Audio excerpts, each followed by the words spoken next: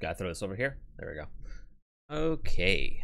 So we finished Last of Us, which was, a nice zero rage playthrough. Thought it was pretty nice and chill. Nothing crazy. We had just a good chill time. No issues. No problems. It was surprising, we coasted right through it. Never had a problem. Not one. Absolutely not. Let's play Phoenix Wright.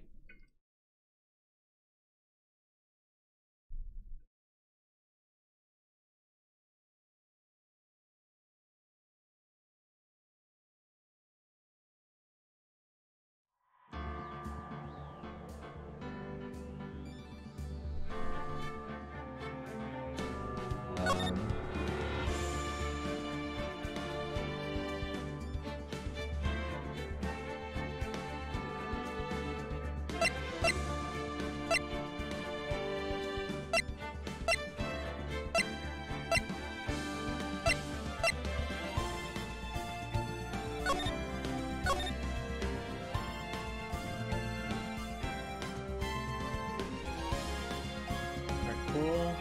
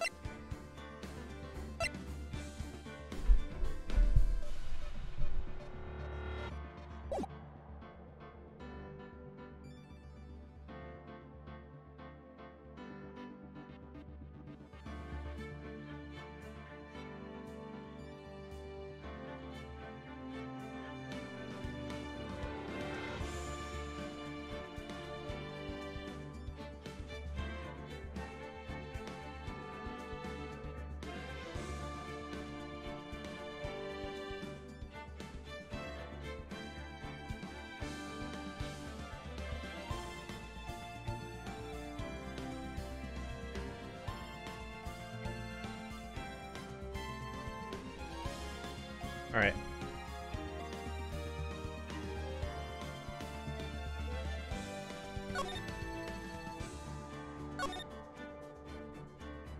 Episode 1, the first turnabout. Nice.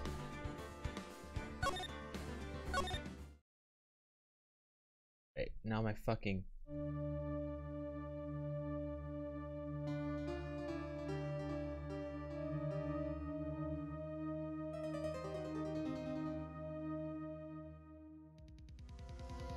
Alright, we're getting right to it, I guess. Damn it, why me? I can't get caught. Not like this. Gotta find someone to pin this on. Someone like him. Make it look like he did it.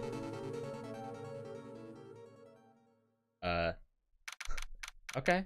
August 3rd, 9:47 a.m., District Court, Defendant Lobby number 2.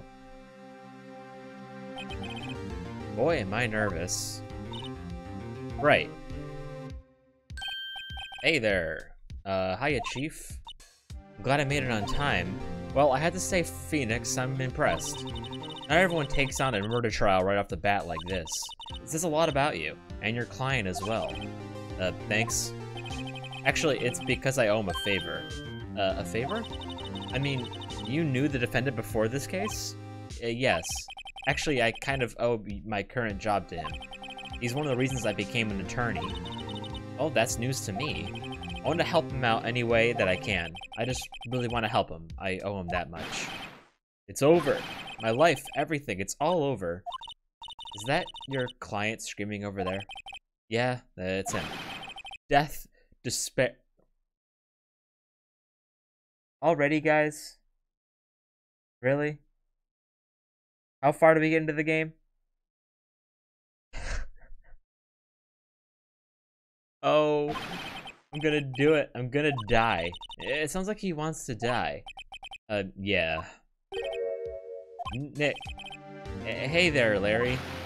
Dude, I'm so guilty. Tell them I'm guilty. Give me the death sentence. I ain't afraid to die. What? What's wrong, Larry? Oh, it's all over. I'm finished. Finished. I can't live in a world without her. I can't. Who took her away from me, Nick? Who did this? Nick, you gotta tell me, who took my baby away? The person responsible for your girlfriend's death? The newspapers say it was you. But my name is Phoenix Wright. Here's the story. My first case is a fairly simple one.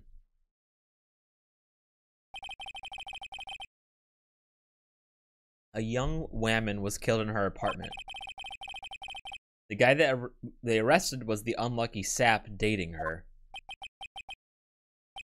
Larry Butts, my best friend since grade school. Our school had a saying, when something smells, it's usually the butts.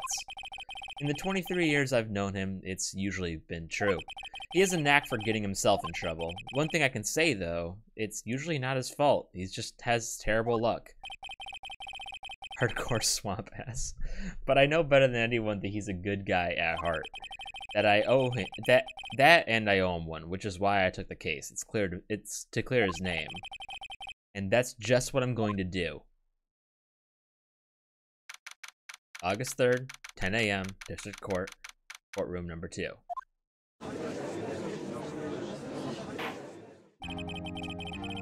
Court is now in session for the trial of Larry Butts.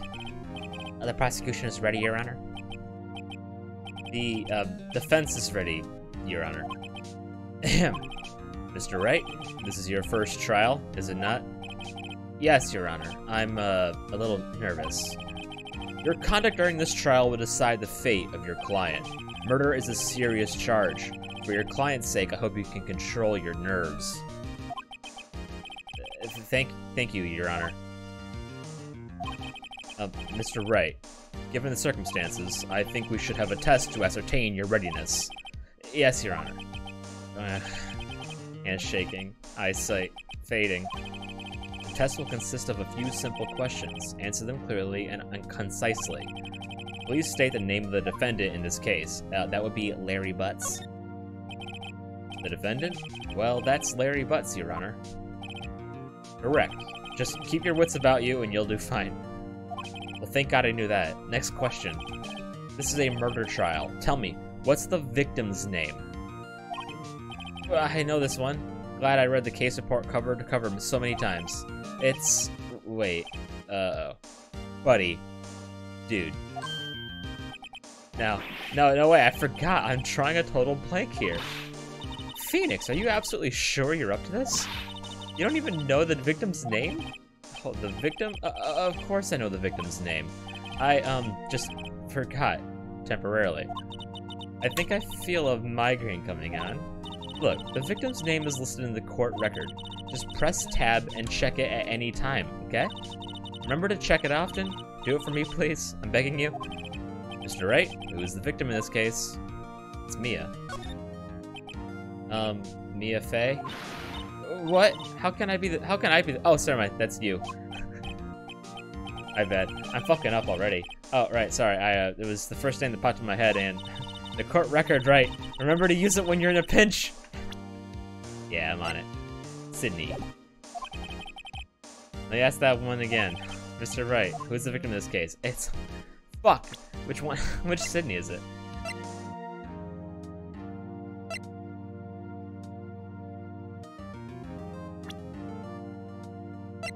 Sydney Stone. Sorry. Mia's like the only name I knew, so I was like, oh, that's gotta be it. The victim's name is Sydney Stone. Correct. Now tell me, what was the cause of death? She died because she was... well, I know this. You can tell by the fucking images. It's cinder block, Your Honor. She was struck once by a blunt object. Correct. You've answered all my questions. I see no reason why we shouldn't proceed. You seem much more relaxed, Mr. Wright. Good for you. Thank you, Your Honor. Because I don't feel relaxed, that's for sure. Well then, First, a question for the prosecution. Mr. Payne? Yes, Your Honor.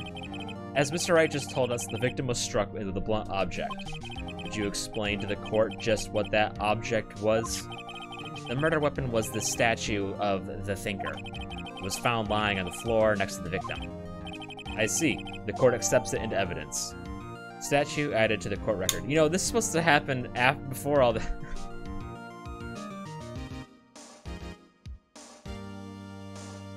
This was to happen before the fucking trial. Right? Be sure to pay attention to any evidence added during the trial. That evidence is the only ammunition you have in court. Use tab to check the court record frequently. Yep. It's rather heavy. Okay. Mr. Payne, the prosecution may call its first witness. The prosecution calls the defendant, Mr. Butts, to the stand. Chief, what do I do? Pay attention. You don't want to miss any information that might help your client's case. You'll get your chance to respond to the prosecution later, so be ready. Let's just hope he doesn't say anything unfortunate. Uh-oh. Larry gets excited easily. This could be bad.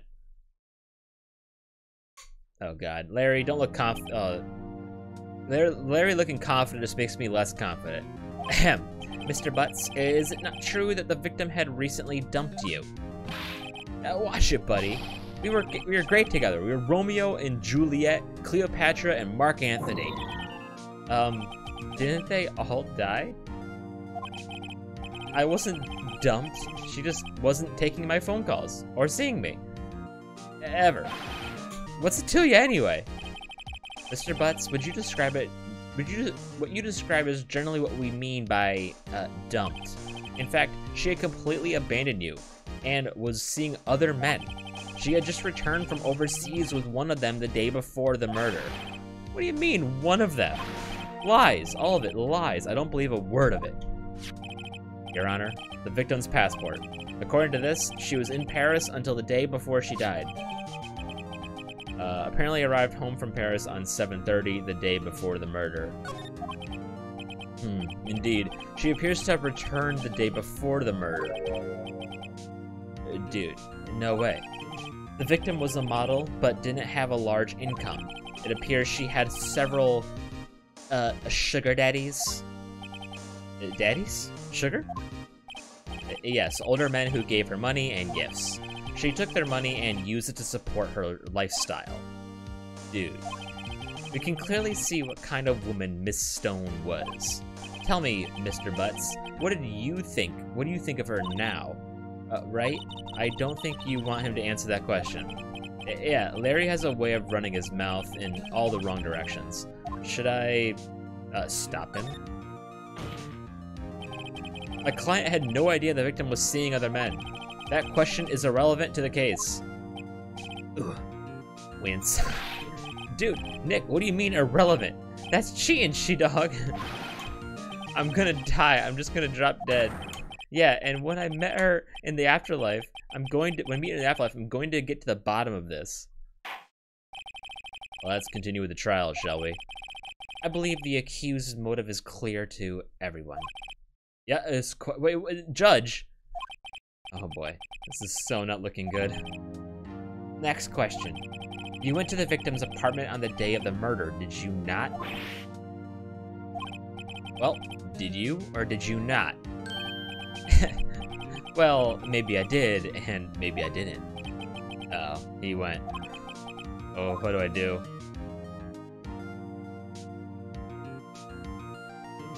I don't know if I can stop this. It seems pretty relevant. I'll send him a signal. Lie like a dog.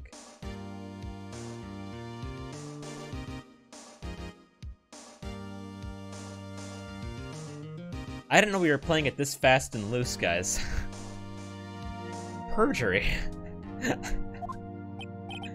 Well, see, it's like this. I don't remember. You don't remember? Well, then, we'll just have to remind you. I got a bad feeling about this. We have a witness that can prove he did go to the victim's apartment that day. Well, that simplifies matters. Who was your witness? I love how the judge is just like watching this like it's a fucking TV show. Like, oh, ooh, what a development. The man who found the victim's body, just before making the gruesome discovery, he saw the defendant fleeing the scene of the crime. Order in the court.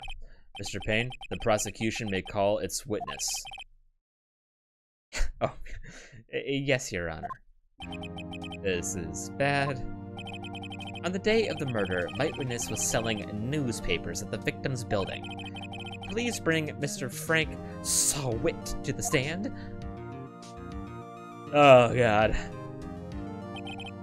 Mr. Sawit, you sell newspaper subscriptions, is this correct? Oh, yes. Newspapers, yes. Mr. Sawit, you may proceed with your testimony. Please tell the court what you saw the day of the murder.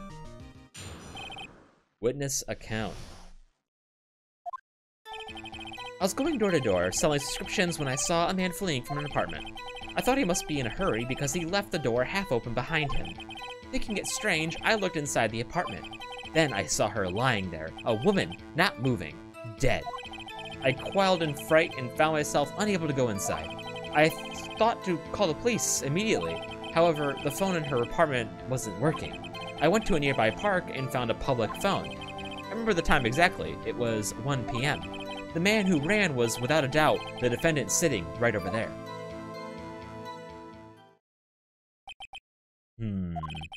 Larry, why didn't you tell the truth? I can't defend you against a testimony like that. Incidentally, why hasn't the phone in the victim's apartment working? Why wasn't? Your Honor, at the time of the murder, there was a blackout in the building.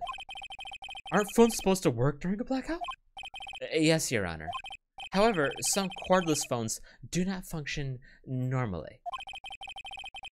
The phone that Mr. Sawit used was one of those. Your Honor, I have a record of the blackout for your perusal. Blackout record added to the court record. Electricity in Mrs. Stone's building was out from noon to 6 p.m. on the day of the crime.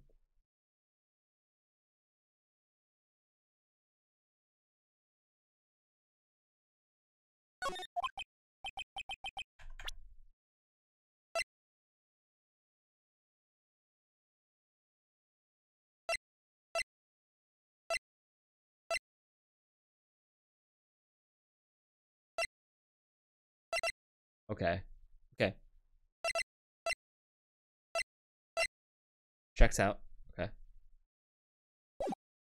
Now, Mr. Wright. Yes, Your Honor. You may begin your cross-examination. Cross-examination? Your Honor. Dude, did you just get fucking thrown in here from the street? How long was your goddamn law class? Alright, Wright, this is it. The real deal. What exactly am I supposed to do? Why, you exposed the lies in the testimony the witness just gave. Lies? What? He was lying? Your client is innocent, right? Then that witness must have lied in his testimony. Or is your client really guilty? How do I prove he's not? You hold the key. It's in the evidence. Compare the witness's testimony to the evidence at hand. There's bound to be a contradiction in there. First, find contradictions between the court record and the witness's testimony.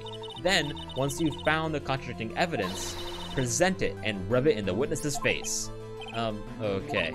Open the court record within the tab and point out the contradictions in the testimony. I feel like the time 10 o'clock was mentioned.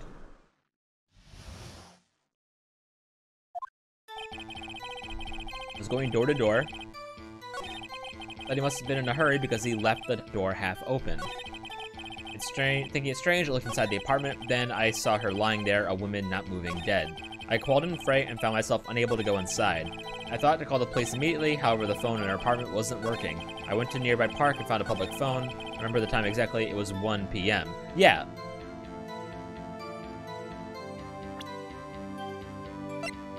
That doesn't make any sense.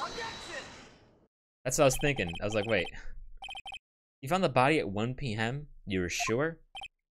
Yes, it was 1 p.m. for certain. Frankly, I find that hard to believe. Your statement directly contradicts the autopsy. Now he's just a fucking Chad. Like, he's like, oh yeah, I got this.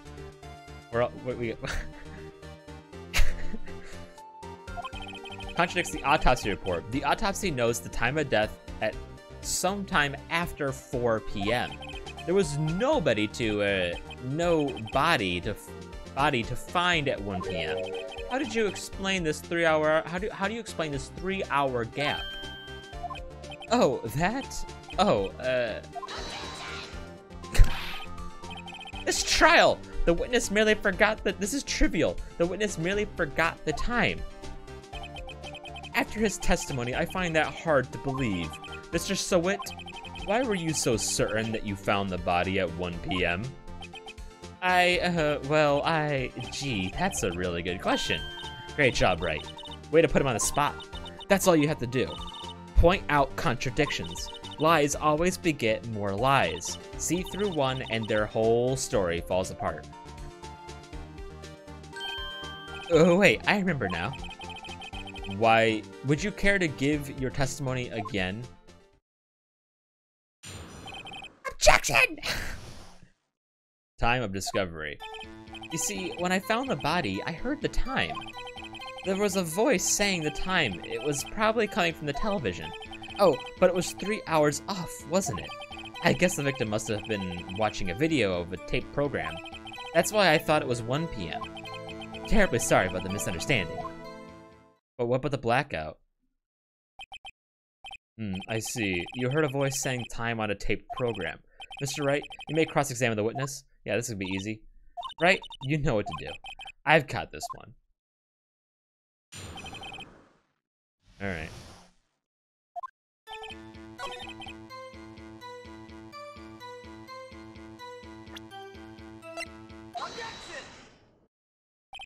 Hold it right there. The prosecution has said there was a blackout at the time of the discovery.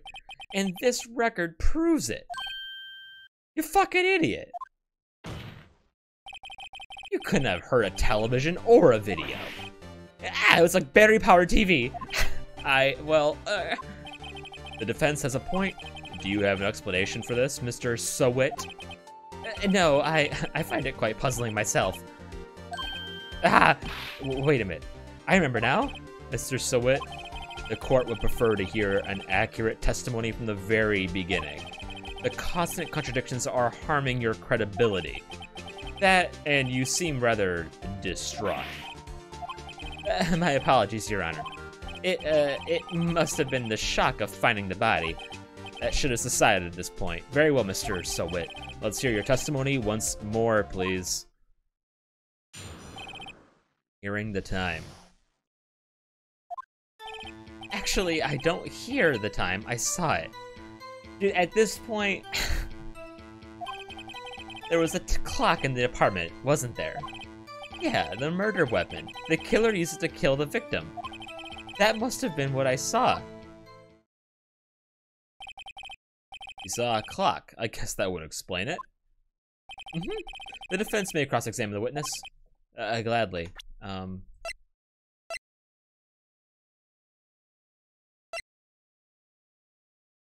But there's no clock on this thing. Dude, I'm guessing the first one's supposed to be easy as dick.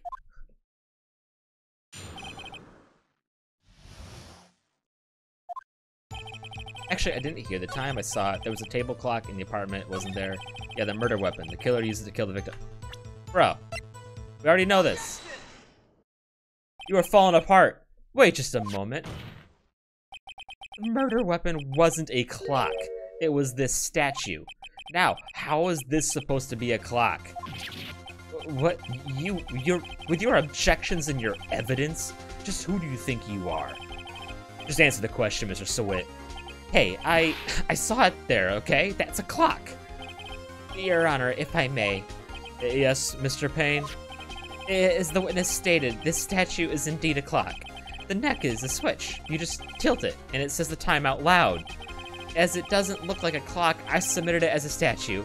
My apologies. I see.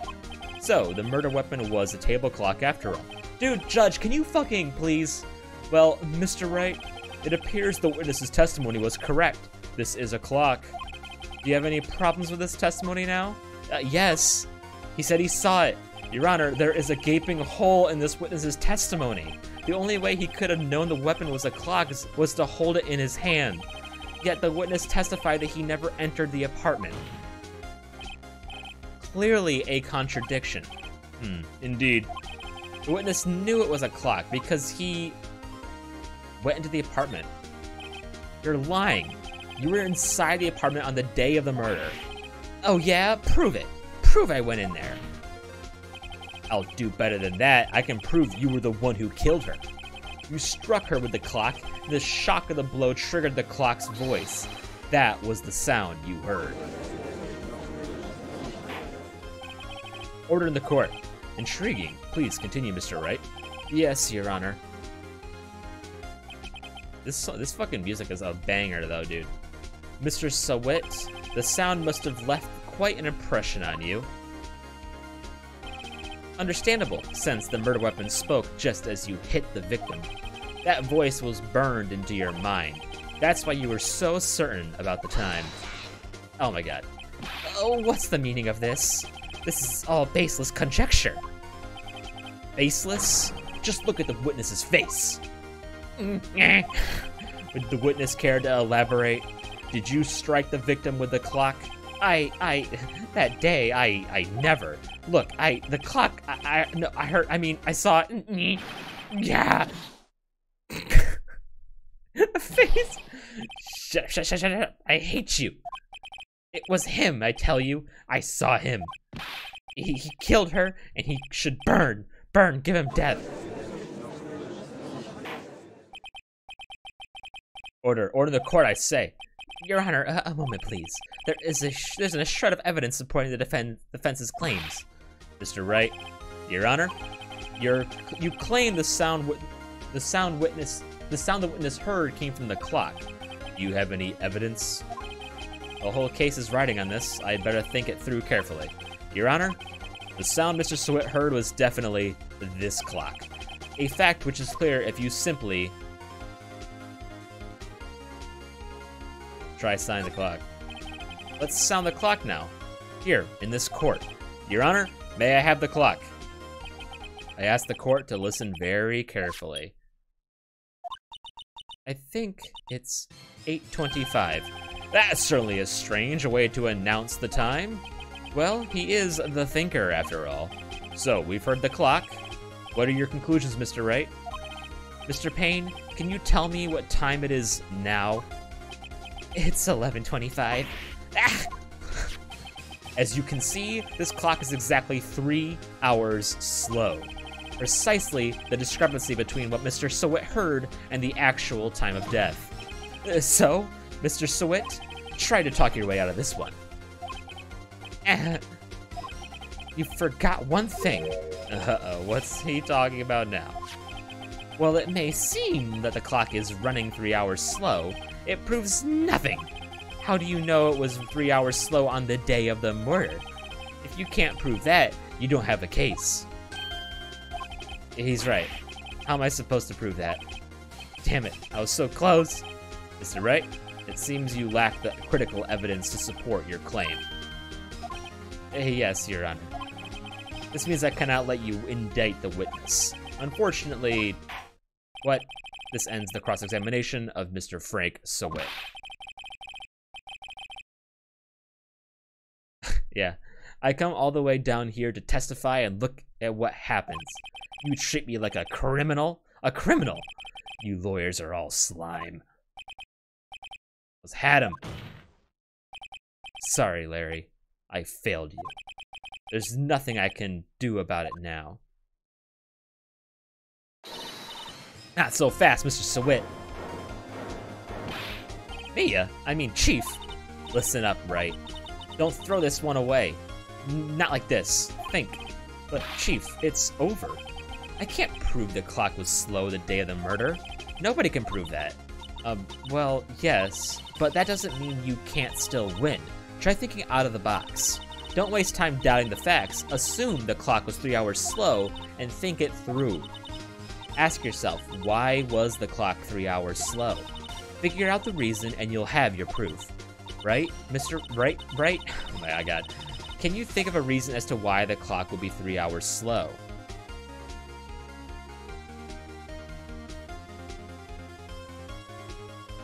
I mean, I could probably. Wait, maybe I can prove it.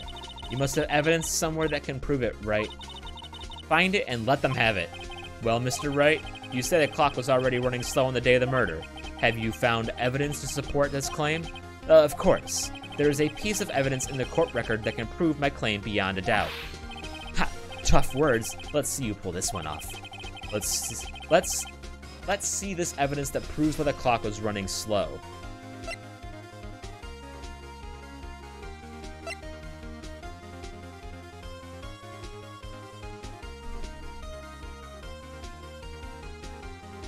It does. That's funny.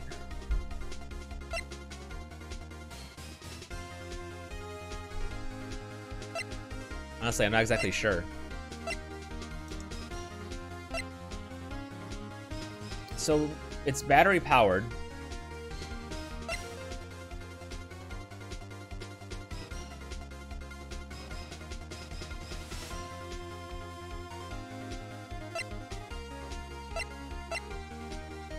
We haven't used this yet.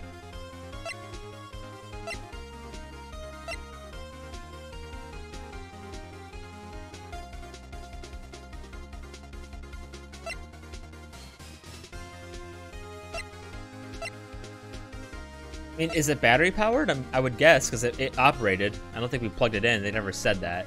So it can't have been affected by the blackout.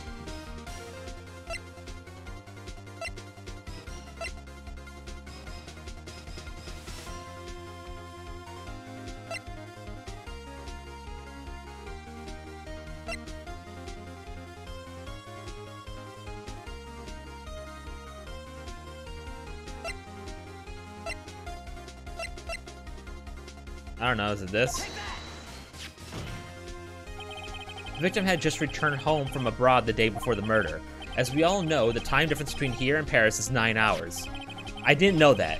When it's 4 p.m. here, it's 1 a.m. the next day there. The clock wasn't 3 hours slow, it was 9 hours fast. The victim hadn't reset her clock since returning home. That's why the time you heard when you struck her dead in her apartment was wrong. Proof enough for you, Mr. Sowit. Or should I say, Mr. Did It?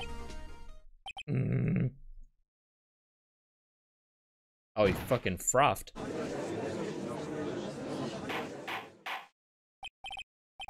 Order, I say. Well, this case has certainly turned out differently than we all expected. Mr. Payne, your witness, he was arrested and has been taken away, Your Honor. Very well. Mr. Wright? Yes, Your Honor? I have to say, I am impressed. I don't think I've ever seen someone complete a defense so quickly. And I find the true culprit at the same time. Thank you, Your Honor. That's actually not how it would work. There would be a separate trial that would occur. Right? Wouldn't there?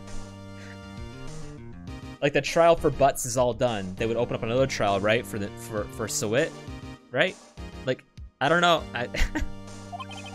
At this point, this is only a formality, but this court finds the defendant, Mr. Larry Butts, not guilty. Cool. So, yeah, I figured. It's like, what is it in Japan? Like 99%? And with that, the court is adjourned.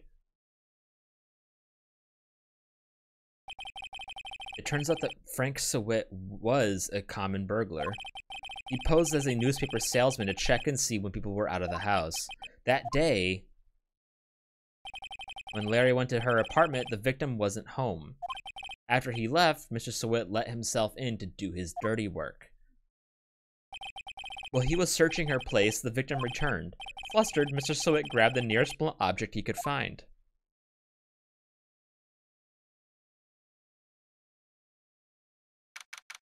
And bonked her. August 3rd, 2:32 p.m., District Court, Defendant Lobby number 2. Still can't believe we won. Right, good job in there. Congratulations. Thanks, Chief. I owe it all to you. Not at all, not at all. You fought your own battles in there. It's been a while since I've seen a trial end on such a satisfying note. I've never seen the chief looking this happy. If she's this glad, imagine how Larry must feel. My life is over. Larry, you're supposed to be happy. What's wrong now? Oh, Nick. Don't worry about me. I'll be dead and gone soon. Good. Wait, no. I mean, bad. Larry, you're innocent. This case is closed. But my Cindy Windy's gone, man. Gone forever. Larry, she was a whore. I'm kidding. Congratulations, Harry. Harry? Yes, you. I can practically see the headlines now. Harry Butts, innocent. Mia. That's not his name. Wait, hang on. Thanks, I really owe you one. I won't forget this, ever. Let's celebrate. Dinner? Movie? My treat. Oh no, I couldn't. Hey, I was the one who got you off the hook. Oh, hey. Here, take this. It's a present. You can keep it. A present? For me? Wait, wasn't this the evidence that... Actually, I made this clock for her. I made one for her and one for me. Really? You made this? Well, thank you. I'll keep it as a memento. Yo, Nick. Can you believe it? I was so into that chick. And she was just playing me for a fool. Don't that make you just want to cry? Larry. Are you so sure? Excuse me? I think she thought quite a lot of you, in her own way. Nah, you don't gotta sympathize with me, okay?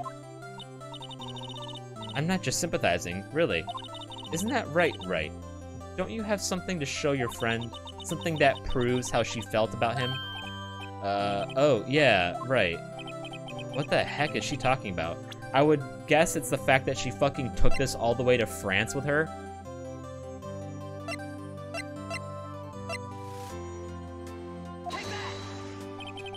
Here you go, Larry. Proof. It's okay, Nick. Don't worry about me. I'll forget about her soon enough. Look, I'm gonna head home. Thanks a ton, eh? Guess that wasn't the right thing to show him. Well, I didn't know. Like, none of the, whatever. Right? I hope you see the importance of evidence now. Also, hopefully you realize things change depending on how you look at them. People, too. We never really know if our clients are guilty or innocent. All we can do is believe in them. And in order to believe in them, you have to believe in yourself. Right? Listen, learn, grow strong.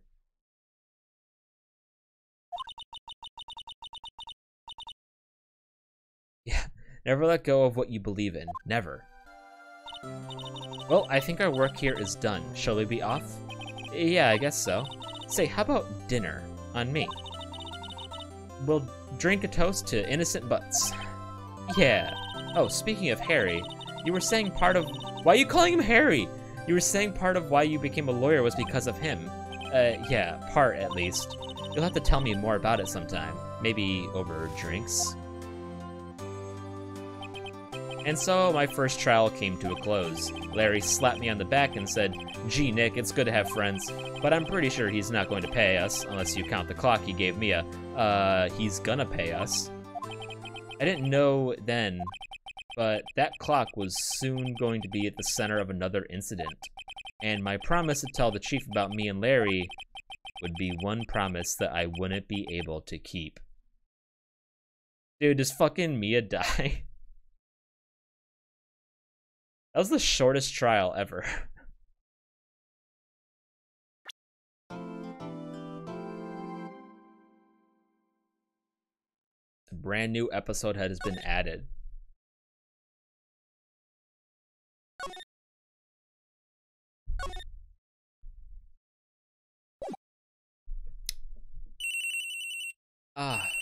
Yeah, I got it. Hello, this is Maya. Hey, Maya, it's me. Mia? What's up? You haven't called in a while. Sorry, I've been so busy. How have you been? Well, lonely. It's all your fault. I'm just teasing. I've been great. I'm finally getting used to having my own place. That's good to hear. Actually, I'm calling because I have a favor to ask. I know. You want me to hold evidence for you? Sharp as always. There's a lot of buzz about the upcoming trial. I just don't feel safe keeping the evidence here. I gotcha. So, what is it this time? It's a clock. A clock? Yeah, it's made to look like the statue, the thinker, and it tells you the time. Thought you might like it. You always like toys.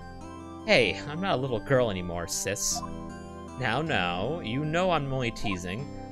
I should probably tell you, the clock isn't talking right now. Huh? It's not working? That's lame. I had to take the clockwork out, sorry. I put some papers inside it instead. Papers? Is that the evidence then? Well, there's a possibility it might turn out that way, yes. Can you come by the office tonight, say 9, to pick it up? I'll be in a pre-trial meeting until then. Okay, sis, but I expect dinner, something good. Like burgers. I could really go for a boiga. Okay. We'll hit the usual joint. Alright, it's a deal. Okay, sis, see you soon. Yep, I'll be waiting, Maya. Conversation recorded, September 5th, 9:27 a.m. September 5th.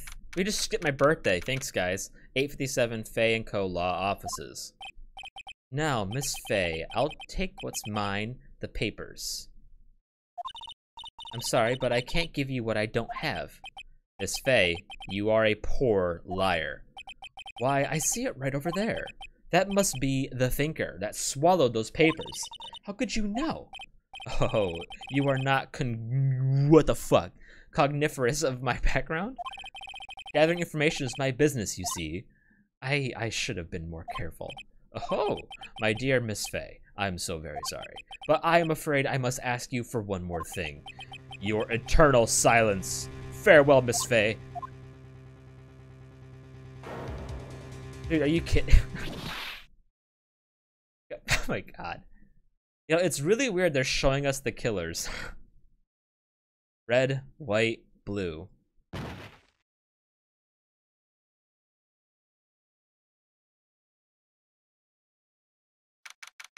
September 5th, 9:08 p.m. Faye & Co. Law Offices. Uh-oh, I'm late. That's strange. Guess the chief went out without me? Left without me? She said her sister was coming over, so we should all go out for dinner. What's that smell? Blood? Mia? Maybe she's in her office. Examine. Actually, no. Go back. Move. To the office. That smell. Blood. Sis. Someone's there. Dude, are you like fucking just gonna... You see, I wasn't wrong when I accidentally said Mia was the victim. I could see into the future. Chief? Chief? Chief!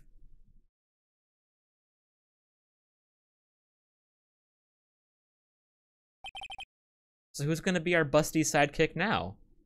Who are you?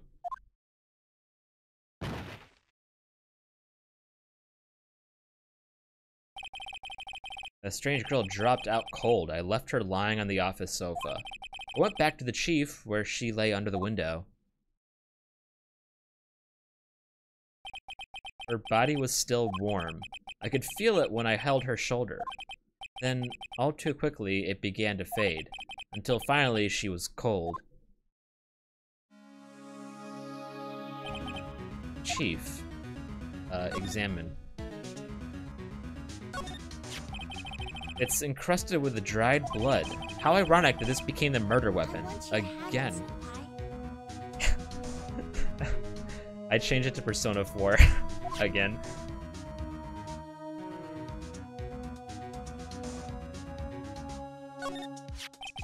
Some shards of glass are scattered on the floor. They seem to be the remains of a glass light stand.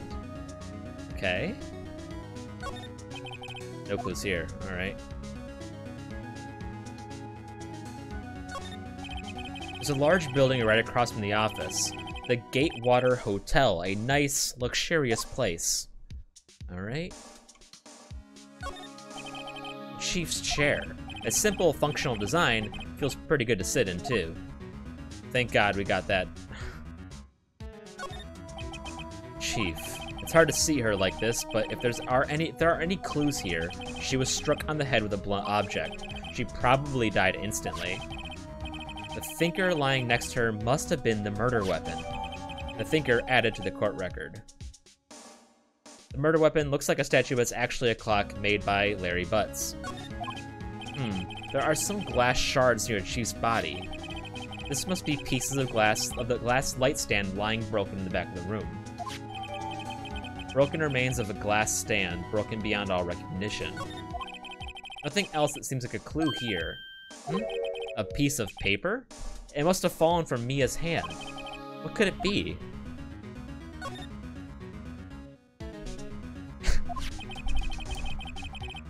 A word is written in blood on this scrap of paper.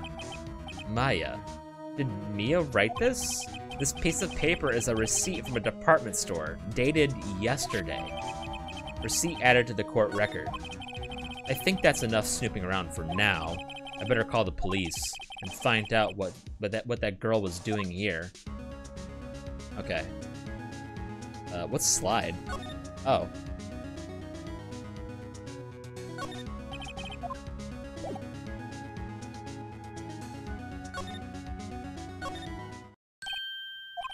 That girl just now. Where'd she go? I put her right there on the sofa. Uh-oh. I hope she didn't run off on me. Oh, no, there she is. Yipes! Don't scare me like that. Excuse me, but who are you? It's okay, I won't. I work here. Maya. Maya Fey. Maya Fey? Maya? Maya hee! So Mia was writing this girl's name? Maybe I should show her the receipt. I never thought there'd be a use for evidence like this outside the courtroom. I guess I present this to her? Before Mia died, she wrote a message with her own blood. She wrote it on the back of this receipt. By the way, so much for dying instantly. She wrote it on the back of this receipt. That's my name. Why? Why would she write my name? Please, just calm down. If she died instantly, then if she died, so either she didn't die instantly, or someone else wrote it. Please just calm down. Why would sis write my name? Uh-oh, now I've done it. I'd better hurry up and call the police. How'd I do that? Oh, I thought I could, like, examine her necklace.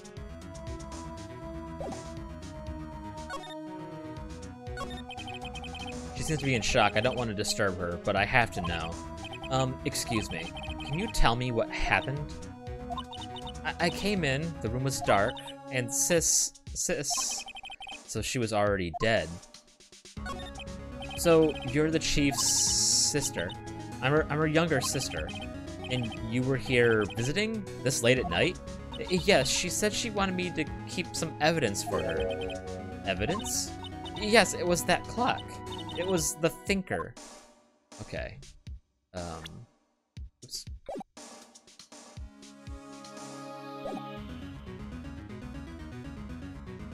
How do I call the police?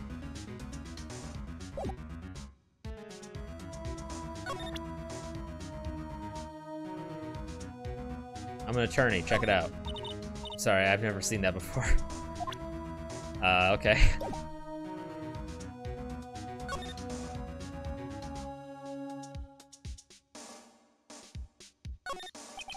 The door to the chief's office, it's slightly open. I better not touch the doorknob. Okay. Maybe I missed something in her office.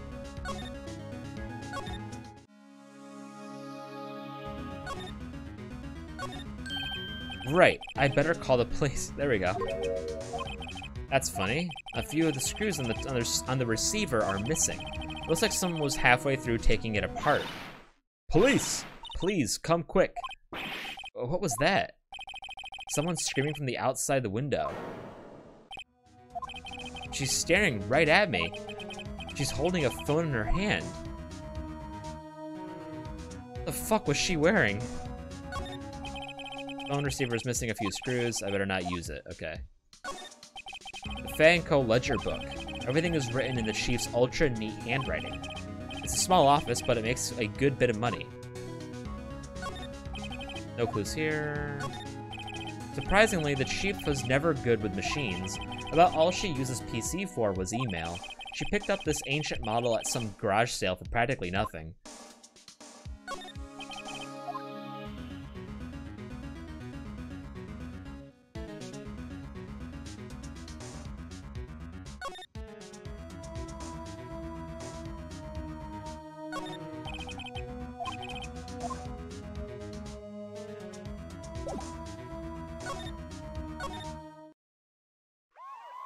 There we go. I'm learning. Police. Sounds like they're coming this way. Freeze! Police! Alright, I'm Detective Dick Gumshoe. See? Okay. Alright, Dick. Gumshoe? What an odd name. We received a report from the building across the way, see? Got a person saying they saw a murder. Must have been that woman I saw.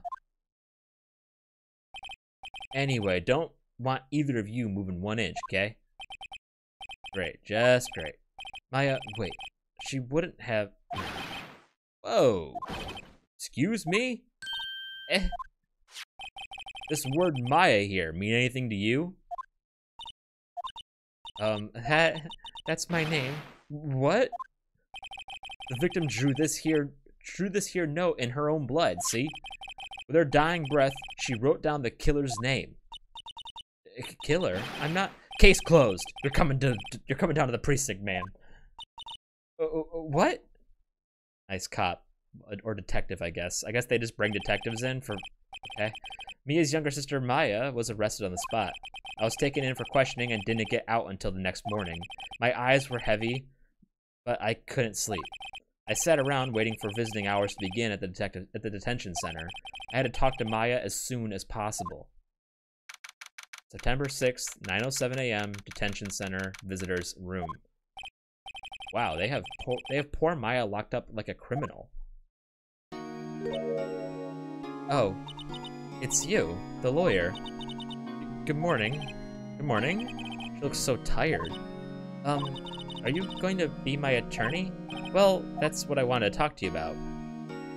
It's up to you. I better give it to her straight. It is up to you. Up to me? Yes, I don't think this is something I should decide. After all, you're the one in trouble here. They're never going to believe me, are they? Even you, when you found me in the office, you looked at me like I had done it. Did I look at her like that?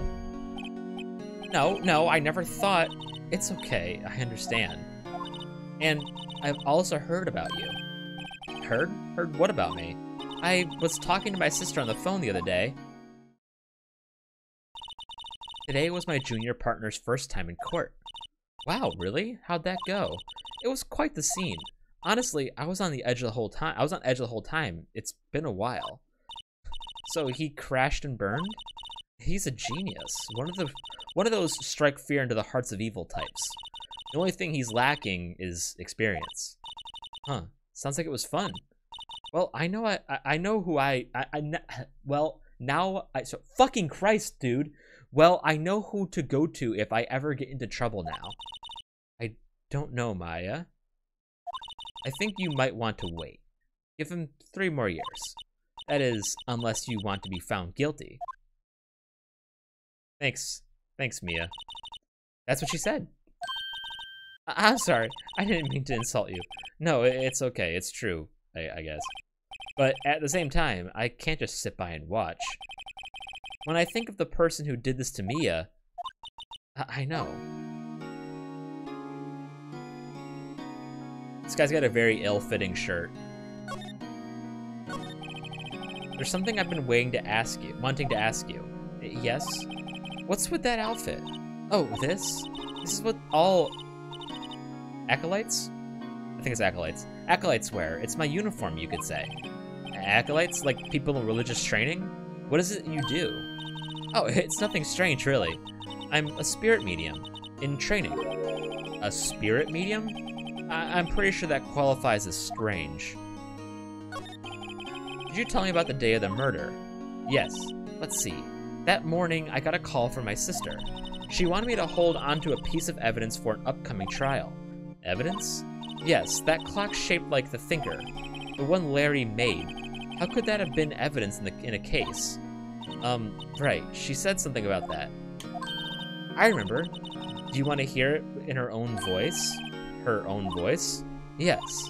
I'm pretty sure our conversation is on my cell phone. You recorded it? Yeah, I forgot how to delete those things.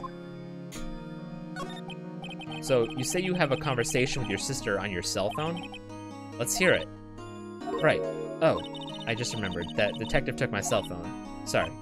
Oh, right. Of course. Next time I see Detective Gumshoe, I'll ask him for it. I'll write you a note so you don't forget, okay? Sure, thanks. And a conversation I had with my sister is recorded on my cell phone. Okay. Maya's memo has been added. So you're an acolyte, a medium in training. That's right. The Fae family, especially the women, have always been very sensitive to the spirit world. Wait a second. You said the Fae family? So Mia was into this stuff too? Of course. She left the mountain to follow her career, she said. Her powers were first class too. I had no idea. Wait. What? So you're a real, honest-to-goodness spirit medium? An ESP and all that? Yes, in training. Well, can't you contact Mia's spirit then? We can just ask her who killed her. I'm sorry. I'm still in training. I couldn't do something on that level. I thought that would be too easy. Yeah, I also wouldn't hold up in court, so let's not get too downtrodden. Something the matter? I was wondering, could I ask you a favor? This is the address of a famous lawyer. My sister gave me this a long time ago, and she said if I was ever in trouble, I should call him. And, well, I'm in trouble. Do you think you could go ask him to represent me? Okay. Sure, why not? I'll go ask. Thank you so much. I have no one else to turn to. Say, what about your parents? I see. Don't worry. Leave it to me. Thank you. The trial's tomorrow at 10. What? Tomorrow? Tomorrow. What if this guy refuses? They told me that if I don't find one, the state will pick an attorney to defend me. When will that happen? They're giving me until 4 this afternoon. And visiting hours are almost up. I'd better hurry. Right, I'll be back. I'm gonna talk to you still. Could you tell me about the day of the murder? Sorry, I know it must be hard. No, it's okay. All I've been doing the last few hours is talking about it. I've kind of gotten used to it. Let's see. That morning I got a call from my sister. She wanted me to hold onto a piece of evidence for an upcoming trial. That's the thinker clock that Larry made. It practically qualifies as a serial murder by now. So then, when did you arrive at the office? It was right around 9 o'clock. The lights were off and I could smell blood. Then I found her, my sister.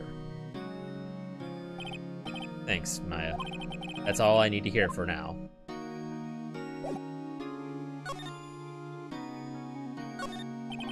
Smile for the camera. This guard monitors the visitor's room. He hasn't moved an inch. A real pro, this guy.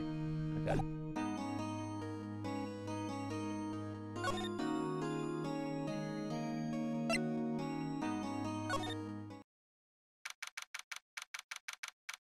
Number 6, Grossberg Law Offices. According to the receptionist, the big boss is out. She couldn't say when he'd be back. It must be hard to keep track of everything when you're a famous lawyer, not to mention run an office like this. I guess I'll just have to come back later. That painting has been bugging me ever since I stepped in here. The oil paint is so thick, it's practically giving me a stuffed nose. I'm sure the price is nothing to sneeze at either, for that matter.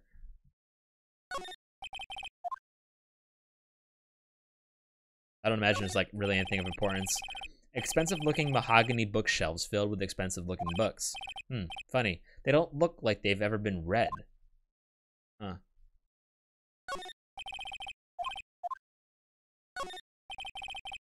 Solid mahogany desk. The wood's been polished to a deep luster. A table for clients. An elegant ebony case, and if I'm not mistaken, that lighter's made of solid gold. Even I can tell something here's got money. Even I can tell someone here's got money to burn. Surprised it's not made out of mahogany. Right, so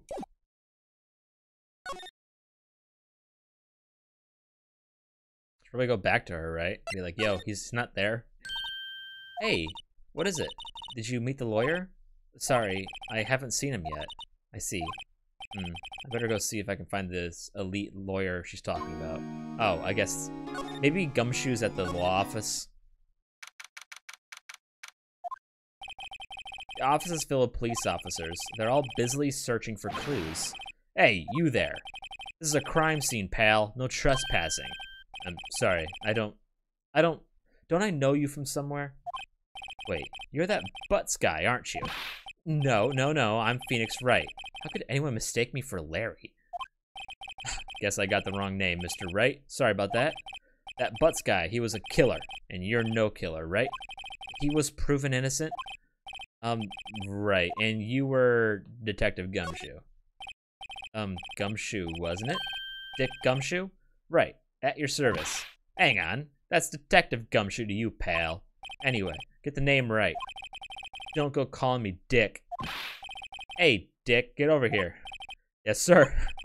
Maybe right there. You're her lawyer, right, pal? If you got business here, you better get to it quick. Thinks I'm Maya's lawyer? Okay. Yo, I need about Miss Faye. Did you do an autopsy? You wanna know the results, eh? Now, don't you look at me like that. Now, don't you look at me like that, pal. It's no use. She might have been your boss, but that doesn't mean you get any special treatment. Alright. You can see the report, but that's all. Death was instantaneous. Okay, so she didn't write the note. Autopsy report added to the courtroom. About Maya.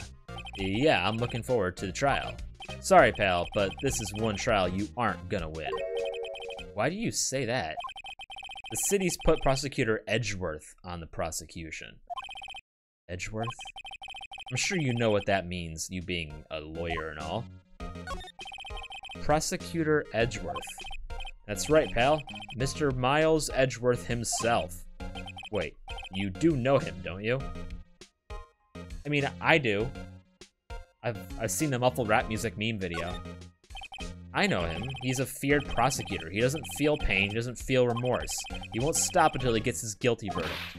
Ah, don't talk about him that way. You made him barely sound human. Still, I'm afraid this pretty much decides the case. So, Edgeworth is on this one. He hasn't lost a case since he became a prosecutor at the incredibly young age of 20. Holy shit. Of course, there are rumors of back alley deals and forged evidence.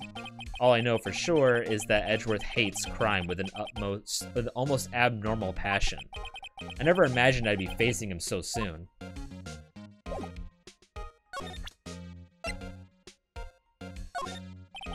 I was wondering, did you see Maya Faye's cell phone? Oh, that? I have that. Do you think you could give it back? Sure, I mean, wait a second, pal. Tricky lawyer. Oh, he's on to me. I'll just tell him straight. If I tell him why I want it, there's no way he'll give it to me. What? Why not? Something the matter? Oh, no, it's just, you know, detective. Nope, I know nothing, pal. That cell phone has a lot of numbers on it, like her boyfriend's. A cell phone holds all the little girl's sweetest and spiciest secrets. You're trying to confuse me. Sorry, pal. I already checked all the numbers in memory. Impressive, you're quite the detective. Uh-huh. Oh, here, you can have the phone back. There weren't any suspicious call records in there after all. Seems he didn't notice the recorded conversation. Holds a conversation between Chief and Maya. Check the court record to hear the recorded conversation. Guess I've asked all the questions I need to. You all done, pal? Yes, thank you. I'll be heading out now. Oh, wait. One more thing I wanted to mention to you. I don't suppose you're planning on talking to that witness. Anyway, you better not. No influence of the witness with your lawyerly ways, pal. Come to think of it, I had completely forgotten about her. The witness? Yeah, Miss April May. Ugh, these names. I'm sorry about this, but I can't tell you anything about her. Well, you just told me her name, Miss May, huh? So you sent her home already then?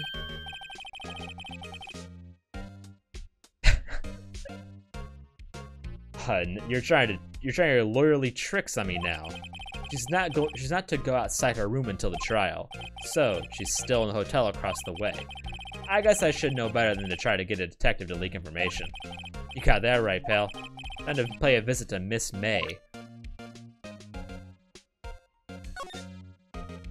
Mia, what's up? You haven't called in a while. Actually, there's something I wanted to hold for me. Again, was it this time? The clock, it's made to look like the statue of the thinker, and it tells you the time. I should probably tell you, the clock isn't talking right now. It's not working? That's lame.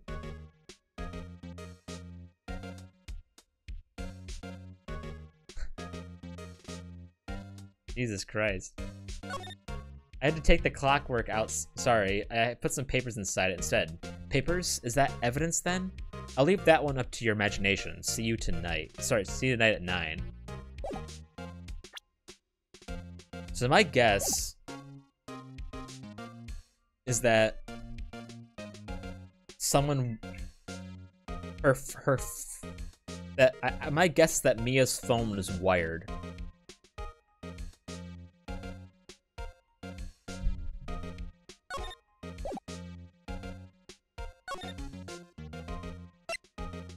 Let's see if he's here. No, okay.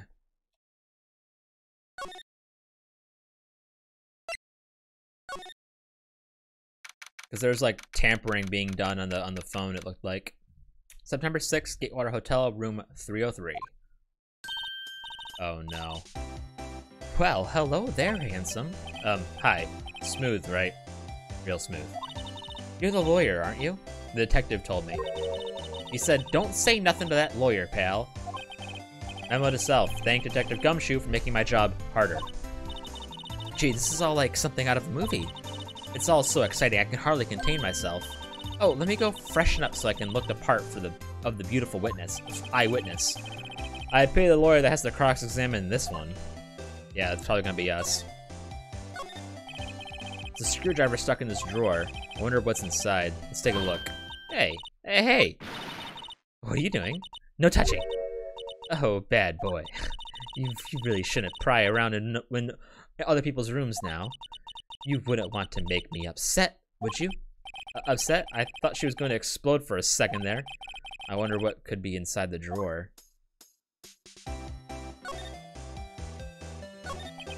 You think you could tell me something? I need you to describe what you observed at the time of the incident.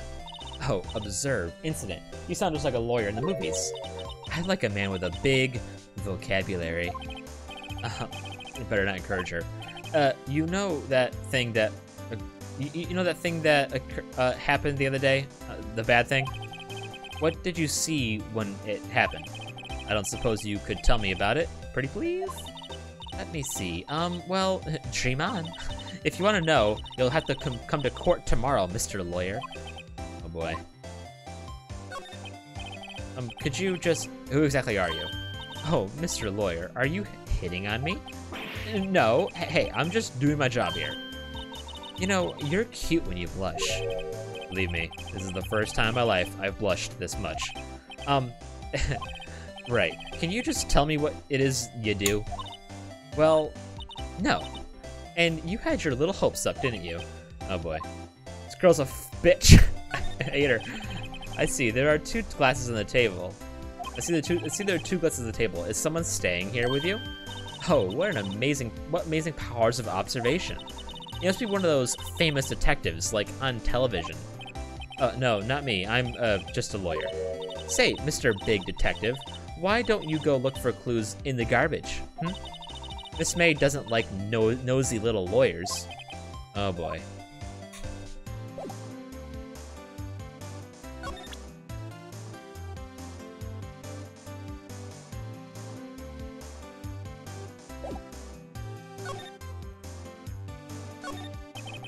Late summer sunlight streams through the window. This Fay & Co. law offices building, of course. You can see inside of the room pretty clearly from here. I think it would be a little difficult to recognize a face from this distance, though. No clues here. The flowers are fake, as expected. I know sunflowers and tulips, but that's about the extent of my floral knowledge. Thank God we learned about that. What's inside, I wonder? Maybe later. Well, that's obviously important. No clues here. Ah, a still scene painting. Wait, should that be a still life? Whatever. One of those is hanging on the wall. Okay.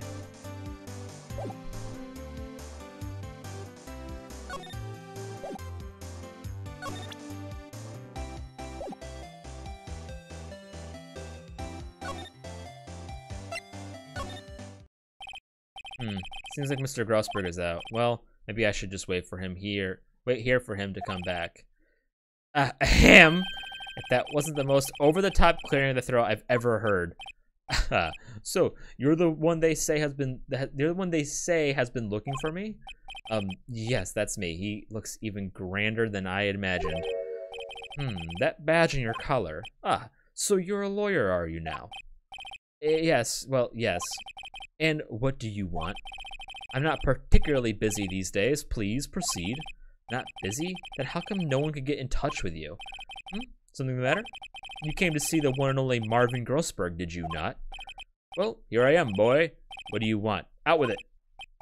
Well, sir, actually, it's about Maya. Maya Fay? Ah, yes, Maya Fay. Go on. Why this strange reaction? What? I'm really quite busy here, son. I can't go. Wait, you just said you weren't busy. I can't go taking cases on a day's notice. No, it's quite impossible. Oh, wait a second. How did you know the trial was tomorrow? Anyway, I'm afraid it's entirely impossible for me to represent her. Sorry, end of discussion. What's going on? He refused me before I could even get a chance to ask him. What do I tell Maya? How can you just refuse like that? Please, tell me, why won't you take the case? Well, you see, it's just, I'm busy, you see. But the client is Mia Fay's sister. Mia trusted you. She knew her sister would be in good hands. Yes, of course, I know that. However, I'm sorry, but I must refuse. Sorry, goodbye. Reap. Fine. I don't have time to argue with you anyway. I'll go look elsewhere. I think not. Huh? You say something? I think not, I said. What do you mean? I'm terribly, terribly sorry, but I'm afraid that no lawyer worth their salt would take on this particular case. Terribly sorry, my boy. Why? I cannot say. I beg your pardon, but could you leave now? I've nothing more to discuss with you. What's going on here? That's quite a painting. You noticed. It's my pride and joy. Impressive, isn't it? Well, isn't it? The color on the sky, the hue of the sea, the weave of the straw hat. It's worth at least 3 million. I have no intention of parting with it, of course.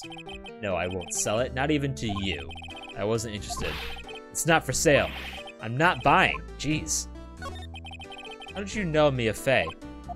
She worked here a long time ago. Quite the apprentice, that one. Learned my techniques in the blink of an eye. She left one day, quite suddenly. She had a mission, you see. A mission? You could see it in her eyes. She followed it with burning passion. Never looked back at that one. Alright, well, it's obvious that's because of Edgeworth. Alright, sorry, sweetheart. I'm your lawyer now.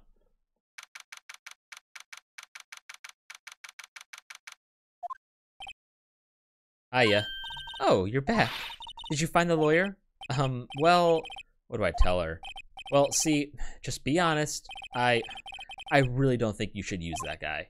He didn't seem healthy. He was all skin and bones.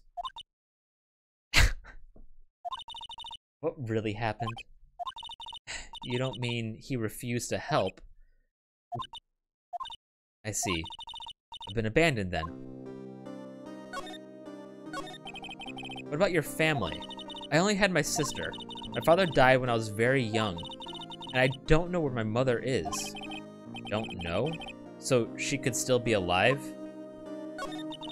The women in my family have been mediums for generations. They say a lot of spiritual power runs in our blood. About 15 years ago, our family was involved in an incident. There was a man, and he ruined our mother's life.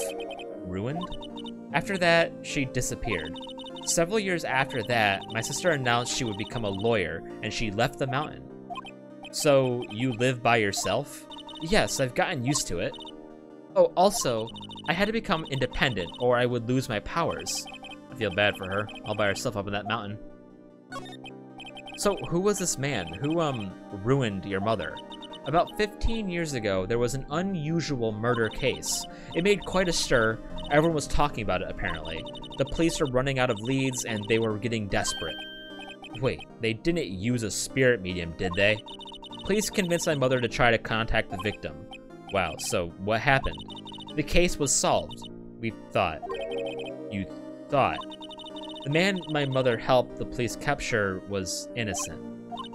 The police's consultation with a medium had been carried out in secret, of course, but a man found out about it and leaked it to the press. He told all the papers that my mother was a fraud, and the media jumped on it big time. My mother, became the laughingstock of the nation. I see. White? Excuse me? White? That was his name. My sister told me. White. Just a little longer now before the state-appointed lawyer comes, I guess. 4 p.m. Time's up.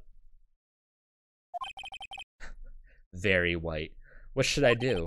Do I just leave her and go home? Here you go. I made up my mind. I'm going to defend you whether you want me to or not. Why? Why? Well,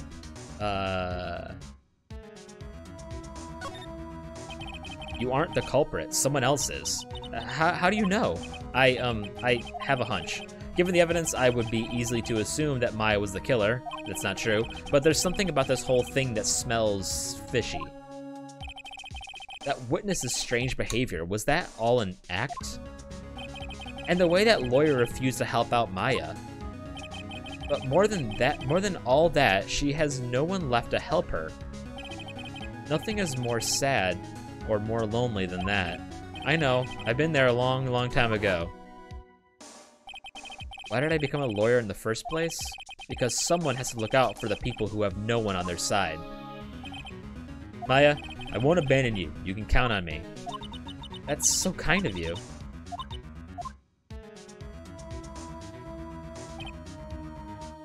Well, let's fight this one and get you out of here. Right, thank you. She smiled at last. She looks like an entirely different person. One last question. You are innocent, right? Yes, and I trust you. So you trust me too, okay? It's a deal. So, what next? There's something that's been bugging me. Just what was inside that strange woman's drawer? It was when I tried to look into the drawer that she got all defensive. There has to be something in there.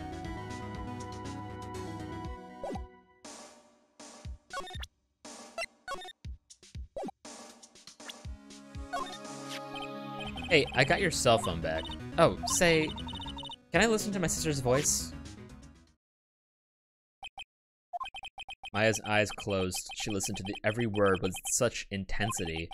Before long, tears began to roll down her cheeks. Thank you.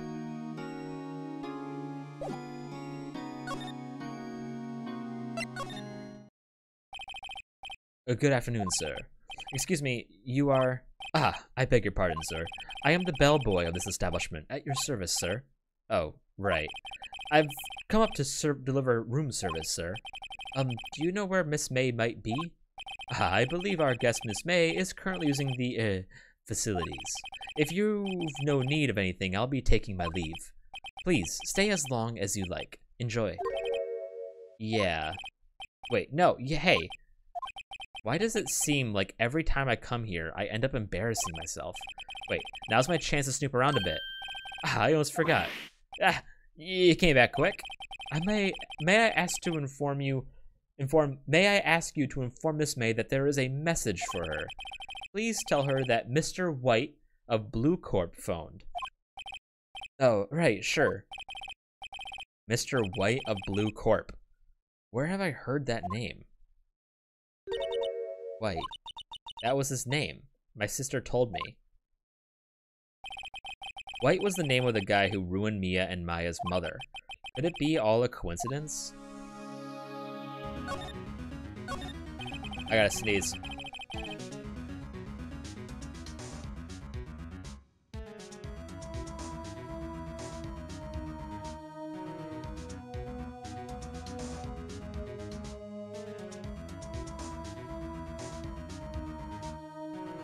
No, apparently not. It's just gonna stay in there. The screwdriver sticking out of the half-open drawer. Now's my chance to see what's inside. What do we have here? Ah, a wiretap. What would a woman like her be doing with a thing like this? There is definitely something suspicious about this Miss May. Why would she have something like this in her hotel room? There's a story behind all this. I know it. Alright. I'll be using this bit of evidence in tomorrow's trial, that is for sure. For Maya's sake. I'll get to this woman's bottom. Wait, no, I mean, you know what I mean. Oh, bellboy, you still there? Uh-oh, time to scram. I look forward to tangling with you tomorrow, Miss May, in court. All right, we continued.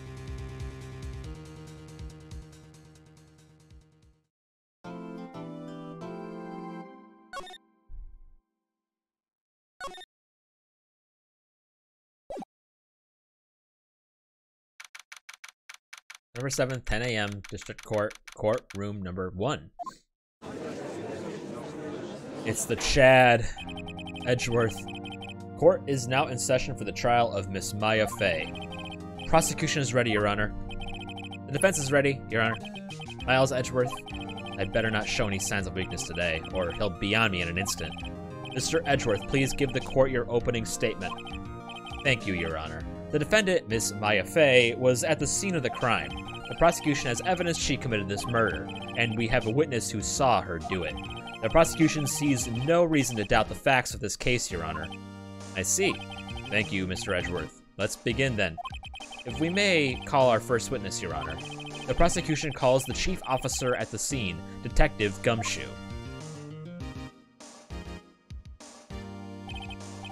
Witness, please state your name and profession to the court. Sir, my name's District, what the fuck? My name's Dick Gumshoe, sir. I'm the detective in charge of homicides down at the precinct, sir. Detective Gumshoe.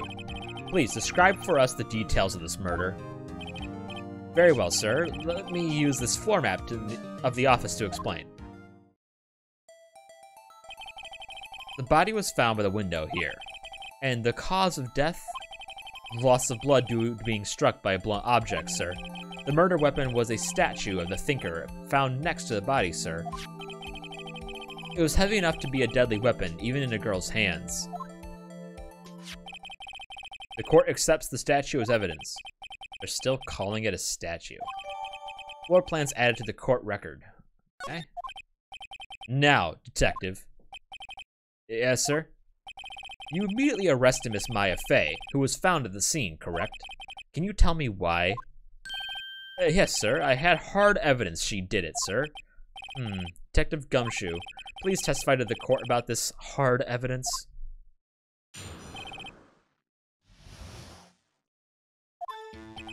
As soon as the phone call came in, I rushed to the scene.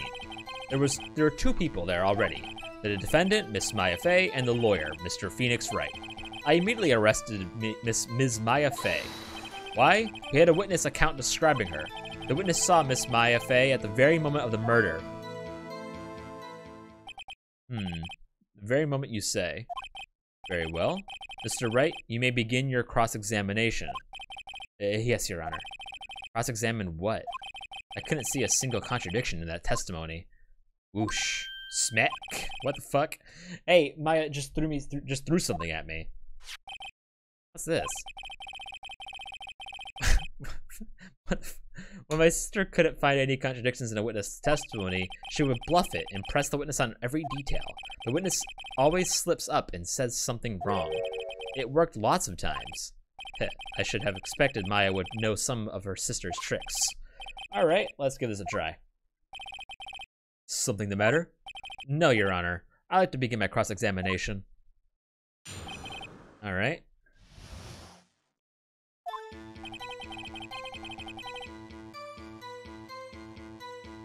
Press. Who did you say you got a call from? Hey, pal, don't play dumb. You know who. The call's from the customer at the Gatewater Hotel, right? Across from the crime scene. Okay, I pressed. Not sure if it did much, though. Right, please continue. There are two people there already. Defendant, Miss Maya Fey, and the lawyer, Phoenix Wright. I immediately arrested Miss Maya Fey. Why is that? What's your reason? Why? We had a witness account describing her. Witness saw Miss Maya Fey at the very moment of the murder. Can't see a single contradiction in there. I'll just have to take the Maya's advice and press them on anything suspicious. As soon as the phone call came in, I rushed to the scene. Who did you say you got a call from? Oh, sorry, we already... Oh, it started from the beginning again? Okay.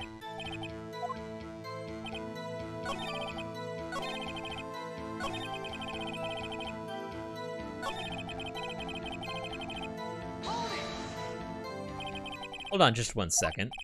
Yeah? If I heard it correctly, you said you arrested her because you had hard evidence she did it, correct? Huh? Did I say that? Me? I heard you say it. You did say it. You said it. Actually, exactly what about the suspicious woman in Pink's claim was hard evidence? What? Miss Maya isn't suspicious, and she sure isn't Pink, pal. What? Well, I guess she is Pink.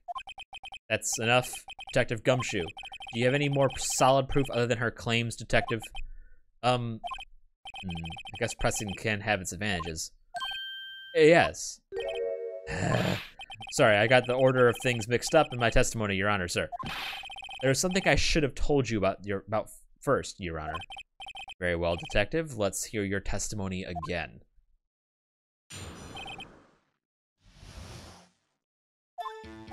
After securing the suspect, I examined the scene of the crime with my own eyes. Found a memo written on a piece of paper next to the victim's body. On it, the word Maya was written clearly in blood. Lab test results showed that the blood was the victim's. Also, there was blood found on the victim's finger. Before she died, the victim wrote the killer's name. We know that's not true. How do you like that? That's my hard evidence. Before we begin cross-examination, I have a question for you, Detective. Your Honor? Why didn't you testify about this vital piece of evidence the first time? I know. I'm real embarrassed. I forgot about it. Your Honor, sir. Try to be more careful. Very well. The defense may begin its cross-examination.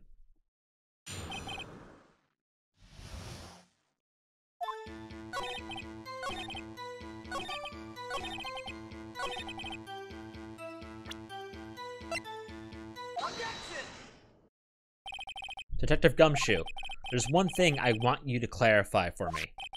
You say the victim, Mia Fey, wrote this note. That she was accusing the defendant, Maya Fey? That's really what you're saying? What? This isn't one of those lawyer tricks now, is it? Of course she wrote it. Who else could have? You have it backwards, Detective. Backwards? The victim is the only person who absolutely could not have written it. This is a report from your department, Detective. Immediate death due to blow from a blunt object. She died immediately.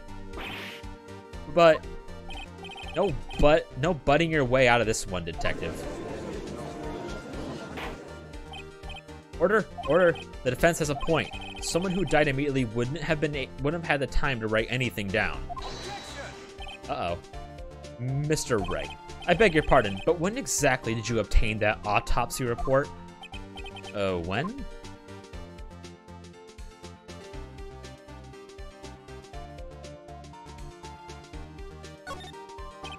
I'm pretty sure it was the day of the murder. You're wrong there, pal. We didn't write an autopsy report till the day after. Well, sorry. Does it really matter? Oh, right. The prosecution's point being... that autopsy report is outdated, Your Honor. What? A second autopsy was performed yesterday. Why didn't I get this? At my request. Death was almost immediate due to a blow from a blunt object, but there is a possibility the victim lived for several minutes after the blow. I received these results this morning. No way. Your Honor, it's quite easy to imagine that the victim did have time to write Maya. That is all. I see. Damn you, Edgeworth. I should have known you'd have something up your sleeve. Why, Mr. Wright, you look shocked. Something you want to say?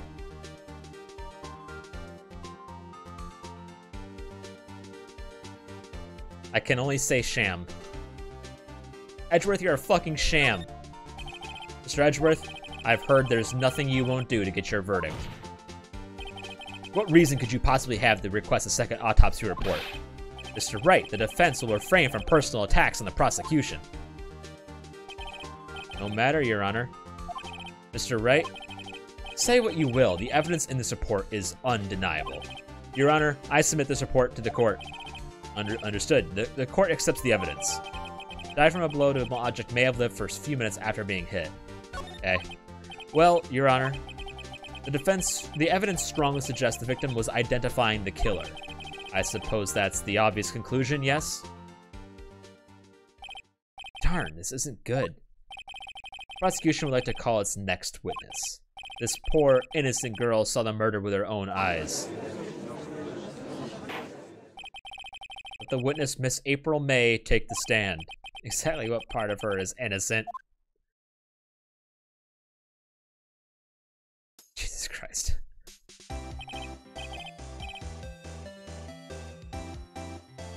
Witness, your name, please. April May, at your... Oh my god, I saw that. At your service?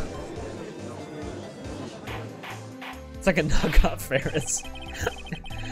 Order. An introduction should not require any reaction from the crowd. The witness will refrain from wanton winking. Aw, yes, Your Honor. This is not good. He's already captured the heart of every man in this courtroom. Tell us, where were you on the night of September 5th when the murder occurred? Gee, I was, like, in my hotel room. I checked in right after lunch. And this hotel is directly across from the Fay & Co. law offices. That's right, big boy. Please testify to the court about what you saw.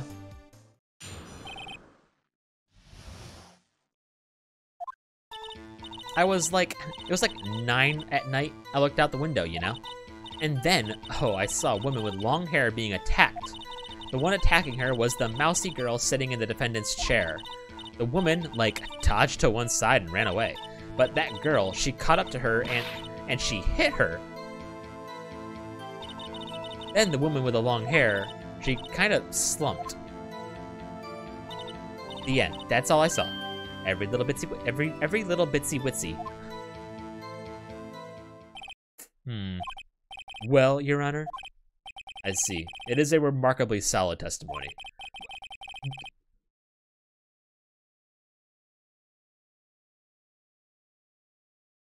Okay. I don't see a need to trouble the witness any... Oh, wait, Your Honor. Yes, Mr. Wright. What about my cross-examination?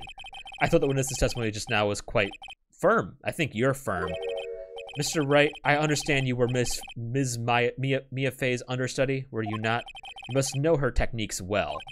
Her cowardly way of finding tiny faults in perfectly good testimonies. Hey, how dare you? Well, Mr. Wright, will you cross-examine the witness? Yeah. I'll gladly proceed with the cross-examination. If only because I have a feeling Edgeworth doesn't want me to. She has to have some weakness. Very well, you may begin your cross-examination. Yeah. Cowardly ways of doing her job.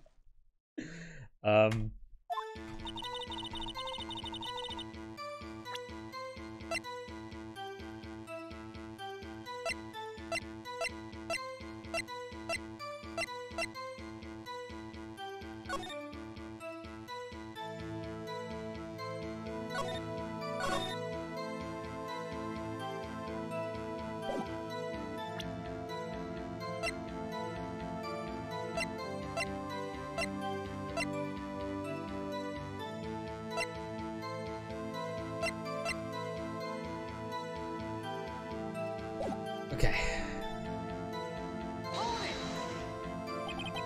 Why did you do that? Huh? Why? Like, why what? Why did you look out the window? Were you expecting to see something? Oh, well, gee. What? That's it? She can't get out of this question that easily. I sort of, you know, had a feeling. Well, I have a feeling she's trying to avoid the question. Maybe I should press a little harder on this one. Go for it. Let's see, how far can I run with this? Surely you must have had a reason to look out your window at that time of night. Hey, oh. Hey, what do you want? Mr. Wright, I will not have you badgering my witness. Badgering?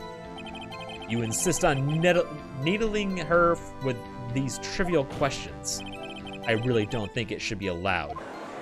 Yeah, stop him. A poor girl. Order. Mr. Wright, you have been warned. Poor girl. What about poor me? You looked out the window. What did you see next? And then, oh, I saw a woman with long hair being attacked. A woman with long hair. That was Mia Fey? Slender, sort of, well, some people might say pretty, if that's your thing. Your thing? And the person attacking her? The one attacking her was a mousy girl sitting in the defendant's chair. How do you know she was the defendant? Huh? Well, you know, she had a girlish physique. Women know these things. Look, I just know, okay? There's only one person at the scene of the crime with a short, girlish figure. The testimony is bulletproof, Your Honor. He's right. Hold on a minute. That testimony stinks. What? Miss May, I'm willing to bet that you're lying. Are you telling the truth? Did you really see the defendant? Mr. Wright, what's the meaning of this? Yes, what is the meaning? Somebody tell me because I'm clueless about this. I mean, okay. If you had really witnessed my client, Maya Fey, you would have noticed her clothes before noticing her physique. Okay.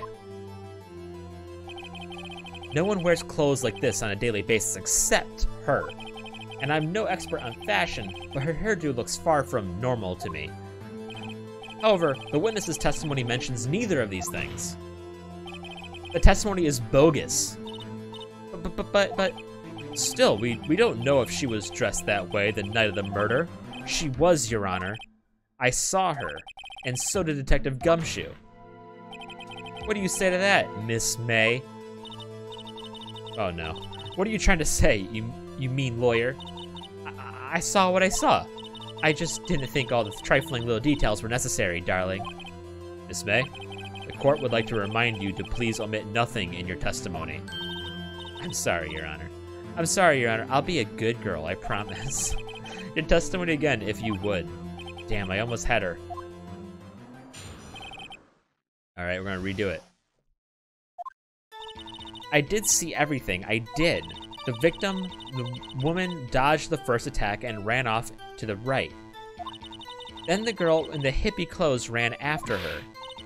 And she hit her with that weapon. I saw it. I did. That clock, that kind of statuary clock, the Thinker, I think. Well, does that accuracy of my report not startle you? I see. I only wish you had been so detailed from the beginning. Please, begin the cross-examination. All right.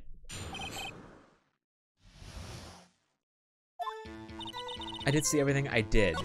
Victim, the woman dodged the first attack and ran off to the right. Then the girl in the hippie clothes ran after her. And she hit her with the weapon. I saw it. I did.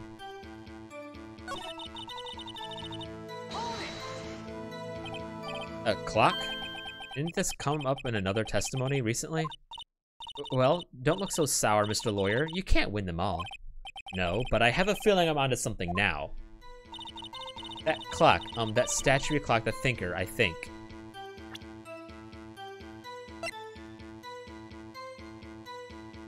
How did you know it was a clock? Miss May, what you said just now was quite revealing. Revealing? Oh, you'd like that, wouldn't you? Naughty Mr. Lawyer. You just said this statue of the thinker was a clock, but there's no way of knowing that just by looking at it. Another person in much the same position as you recently called this a clock, too. He was found guilty of murder. Order. Miss May, can you explain how you know this was a clock?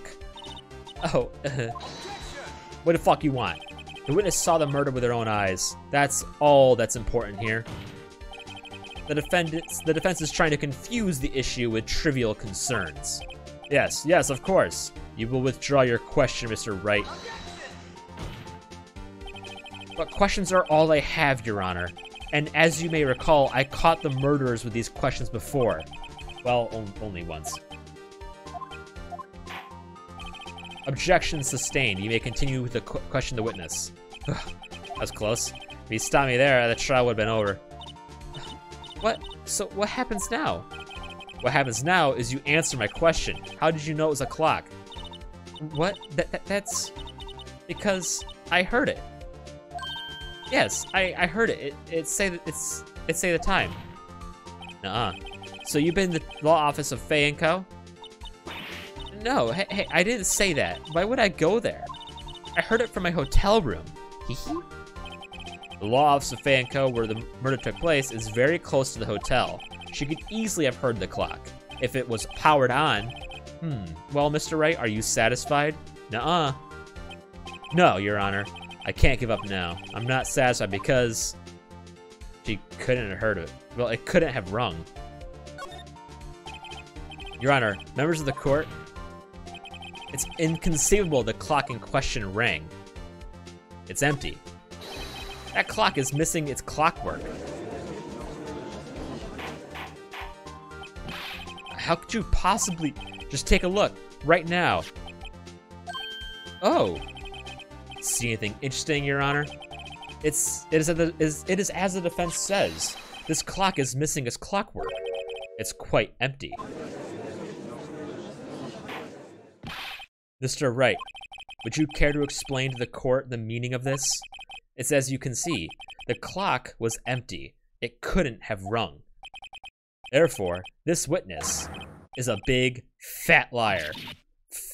Fat? Well, Miss May?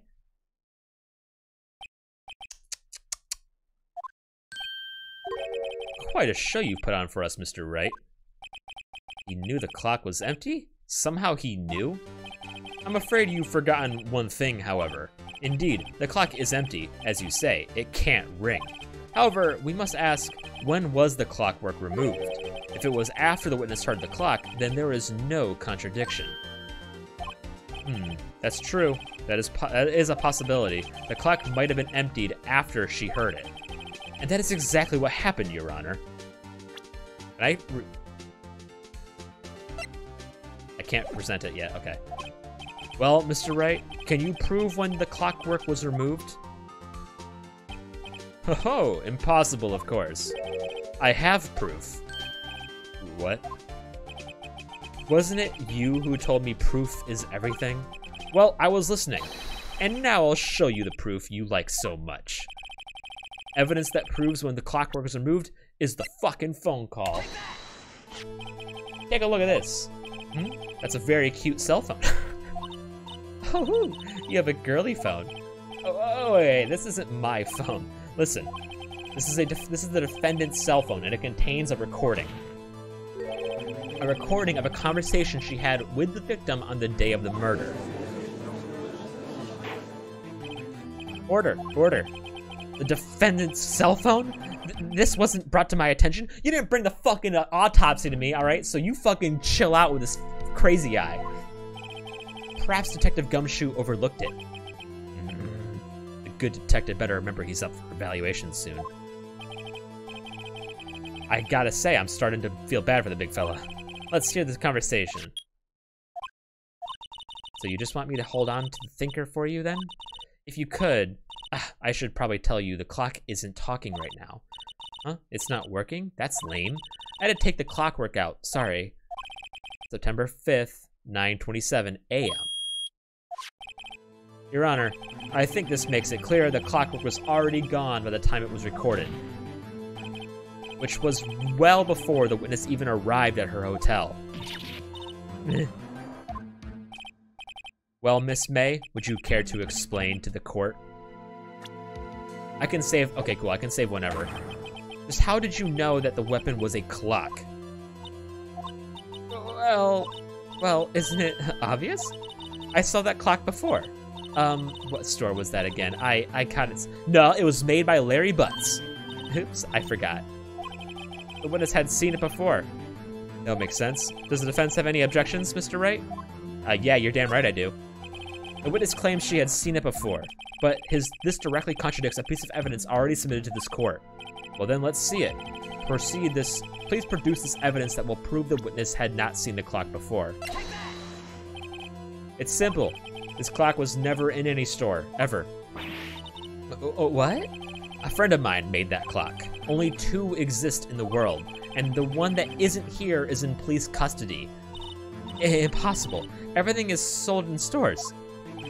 Miss May, I think it's high time you went shopping for a better excuse.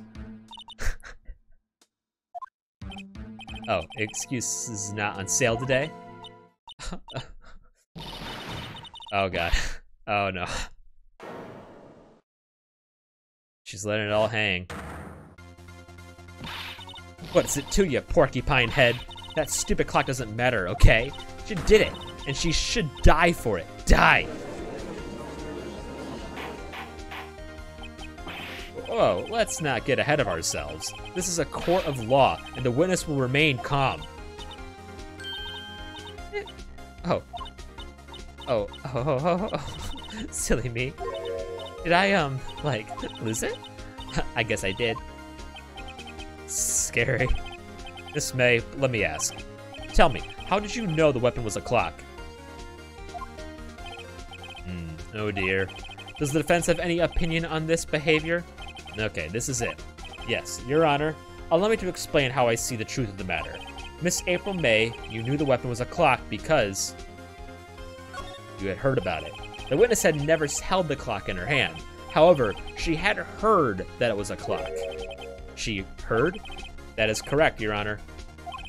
There was no other way she could have known the thinker was a clock. And I can show you the proof. Well, this is interesting. Let's see it then. Show me the evidence proving that the witness had heard the murder weapon was a clock.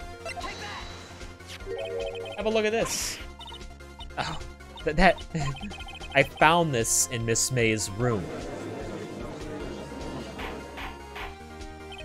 Mr. Wright, please explain to the court what this is. Miss April May, you were taping the victim Miss Mia Fay's phone, were you not? Oh, what do you want? Your Honor, this is irrelevant. I'm not entirely sure that it is. Objection overruled. It troubles me that our witness was in possession of a wiretap. This is outrageous. Does the defense truly claim that the witness was tapping her phone? Absolutely. Even if that was the case, which it is not, you still have to prove one thing. Did the victim ever say the weapon was a clock on the phone? Can you prove that? I think not. Oh yeah? I think I can. It's simple. What? Here's my proof. Proof is that the victim said on the phone that the weapon was a clock. It's in the fucking record. I present the defendant's cell phone. Yes, we've seen that. Listen, once more to the conversation between the defendant and the victim. Mia, what's up? You haven't called in a while. Well, actually, there's something I wanted you to hold on to for me. Again? What's it this time? It's a clock. It's made to look like a statue, the thinker, and it tells you the time. Miss April May, you used a wiretap to listen to this conversation. That's how you knew the thinker was a clock. And am I wrong? What? Your Honor, this is ridiculous. Your Honor, look at the witness's face. Does she seem amused to you? It's not a fucking clock though, Tokyo. It's a, oh my god. It's a, never mind. Don't jump into the middle of a fucking trial. And the defense demands an answer.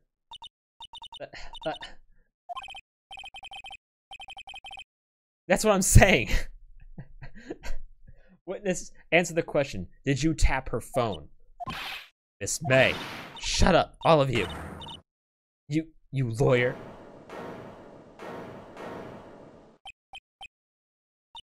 It's not fair. All of you are ganging up on me like that. Oh, so I'm the bad girl. Is that it? Is that it? Oh no, she's crying. Great. That did it. The court's seen the real Miss April May now. Now to deal with the final blow.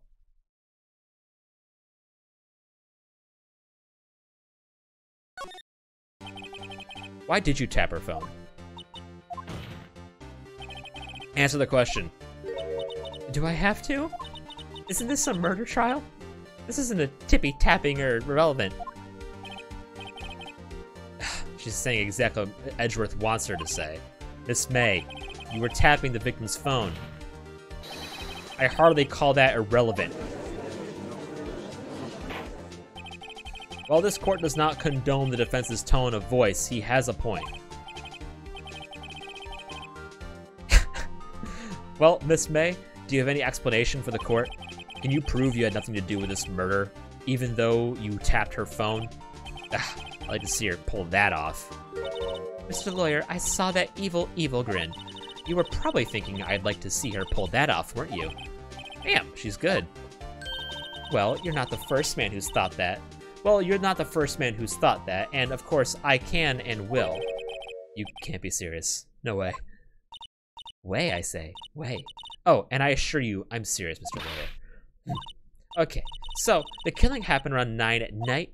Why, that's just when I was getting room service from that sweet bellboy. Room service? Iced coffee, I believe it was. Iced coffee? You know, like normal coffee, but cold? Yeah, I know what iced coffee is. If you don't drink it quickly, the ice melts, and then you have regular cold coffee. Iced coffee. I think I'm making this up. Ask the bellboy. Ergo, the witness was not on the scene at the time of murder. Well, then that just fucks you over still. Well, we're not saying that she did it. I'm just saying she tapped the phone. So where does this leave us? It's my great displeasure to inform you that the witness appears to have been tapping the victim's telephone.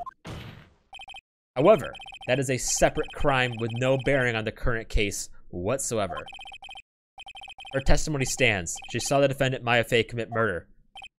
No, they were going to let her talk. They were going to let her walk. They're going to let her just walk away. Fuck me, dude.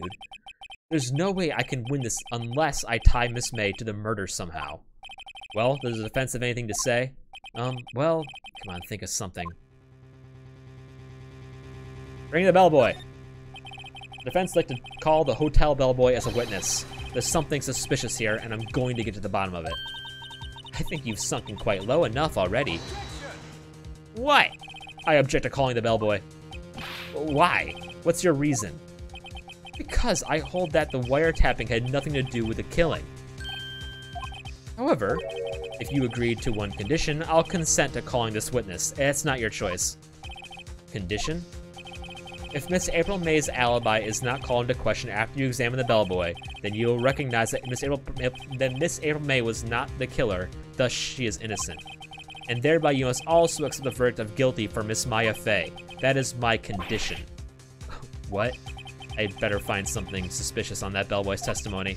Otherwise, Maya will be declared guilty on the spot. What should I do? Alright, I've got nothing to lose, except for, well, everything. Understood? I accept your condition. Fool. You fell right into my trap. Uh-oh. Wait. Very well. The court calls the hotel bellboy to the stand. I believe we're ready for the witness to testify. He certainly does look like a bellboy. He fucking brought this. Yes, sir. I received your summons in the middle of work, sir. I'm happy to be of service. That tea set looks rather heavy, so without further ado, the witness may begin his testimony. Very good, sir. Miss May's room service.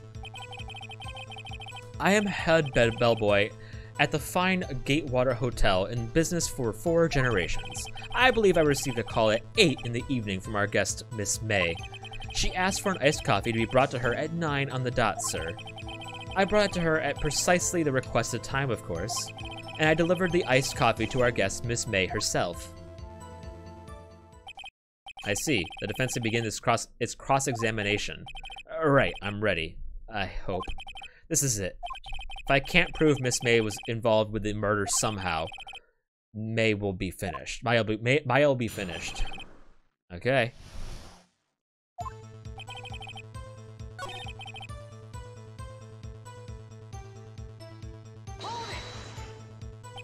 Are you sure it was Miss May on the phone? What the fuck? Absolutely, sir. How can you be so certain? I checked Miss May in personally, sir.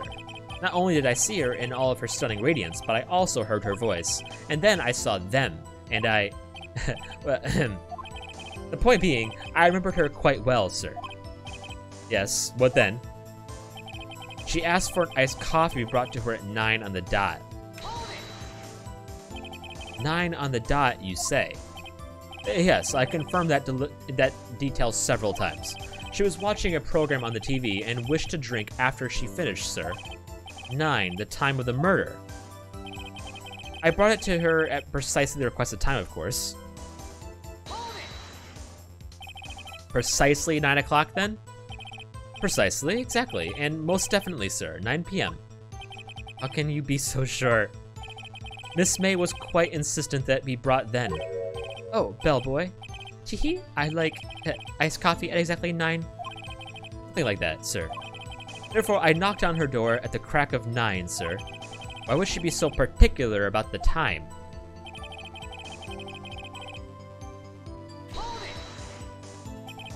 You are sure it was Miss April May herself? Absolutely, sir. Absolutely? Yes, sir. As in, so very absolutely, sir. It is an endearing mannerism of mine. How come you're so very certain? Well, when I brought the room service, sir, the guest, sir, favored me with an embarrasser, sir. Embarrasser? Is that French for embrace? It's French for kiss, sir. But not a French kiss, sir. More of a peck on the cheek. Why would she have done that?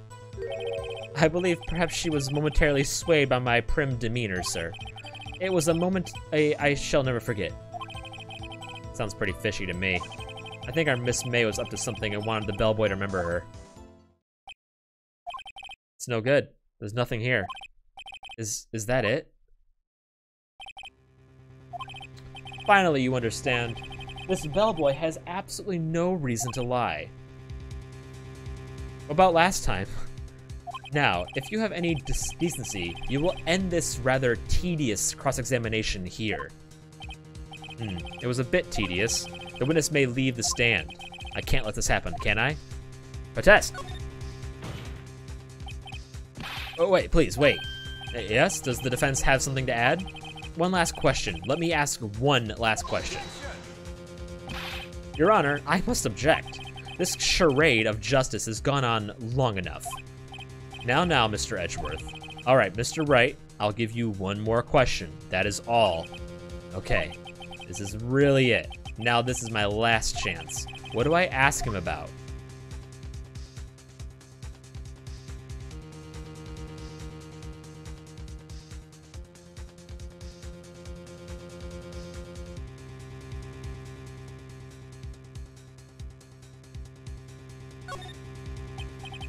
Tell me again about room service. What?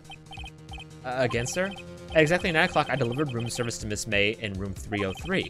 Guests had requested iced coffee, $18 with the charge, as I recall. I see. $18? Doesn't that seem a bit expensive? Yes, well, iced coffee for 2, you know, and we don't skimp on the ice, sir. What did he say? What did you say? Rather, quite. Bellboy, tell us the truth now. Was someone else staying in Miss May's room? I object. That was Objectionable. Objection overruled. The witness will answer the question. Yes, I see. Why did you not mention this in your testimony? Well, sir, you didn't ask. Nice try. That's the sort of thing you're normally supposed to mention. Yes, quite. Indeed. It was the good barrister there, Mr. Edgeworth, who... He asked me not to mention it if I wasn't specifically asked, sir. You fool! This is fun. I've done it. I've won. No, you haven't. Let's settle down. Miss April May checked into a twin room with a man. Correct? Yes, sir. Then, when you brought the room service, you didn't see that man in the room? That's right, sir. Your Honor, we have just learned of another person involved who may have been the murderer. In light of this new fact, I hold it's impossible to judge the defendant. Would you agree, Mr. Edgeworth? And who, Mr. Wright? Who is this other person? Simple. It was the man with Miss May. The man who checked in with Miss May. Your Honor. As had been previously revealed, Miss April May was tapping the victim's phone, yet Miss May herself has an alibi at the time of the murder. However, that does not clear the man that was with her. The bellboy saw no one else in the room at the time of the murder. My, what a convenient little setup, but it's too late. Too late? I suppose you would like it if it was too late, wouldn't you? Dude, I'm fucking slow as a brick. After all, it was you who hid the presence of this other man from the court. Start, amateur. These accusations are ludicrous. Enough! The court acknowledges the defense's argument. I expect the prosecution and defense to look into this matter fully. Am I understood? Yes, Your Honor. That is all for the day. That is all for today for the trial of Maya Fey. The court is adjourned. Dude, a fucking case that went beyond 40 minutes.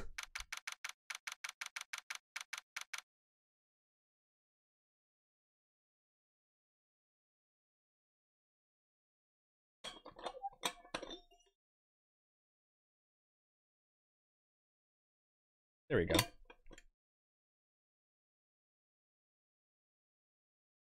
Oh, that's better.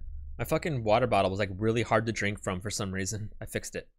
April 7th, 2:24 p.m. District Court, Defendant Lobby Number 1. Mr. Wright, you were amazing in there. Really?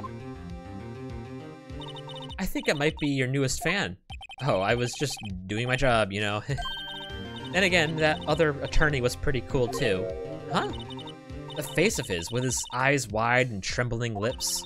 It sent shivers up my spine. If you say so. So, what happens with me?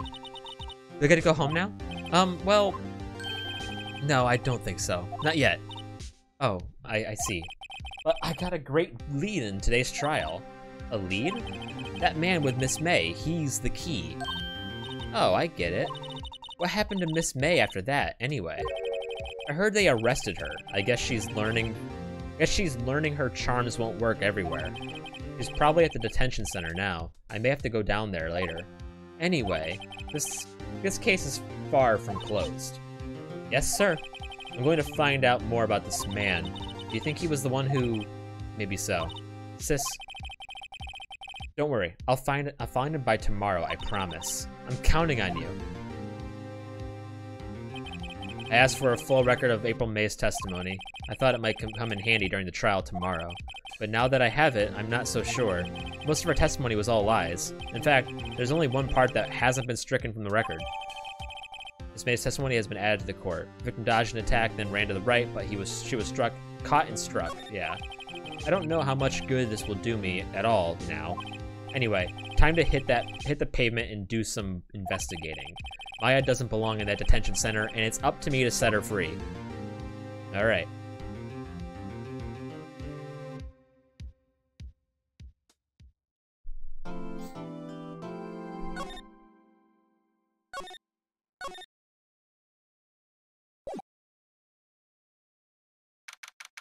September 7th, 3:11 p.m., detention center, visitors room. Alright, she's not gonna be very fucking cooperative. Well, hello. I didn't expect anyone to visit me in such a dank place like this. It's really quite moving. Not, you stinking lawyer. I hope you die. You come to laugh? Yes, laugh for the fallen Miss May. No, not really. There's something I wanted to ask. Fortunately, there is nothing I want to be asked. Have you done enough questioning, you spiky head? Here we go again. Please, you're scaring the security guard. So, what is it you wish to ask me then? For starters, how did you get to be so totally whacked? No kidding. Why did you place a wiretap on Mia's phone? When you say it like that, it sounds so cold, so criminal. Tapping people's phones is a crime, Miss May.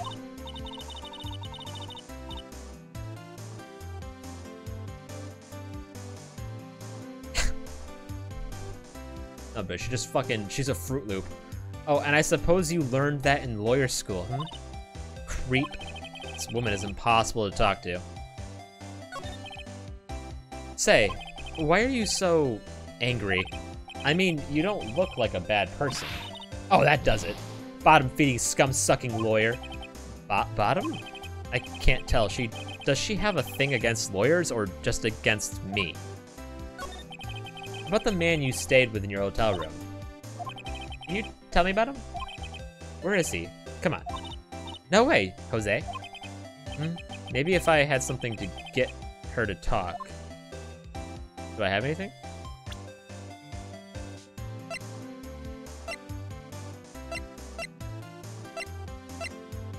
How about my attorney badge? Look at that. I don't know.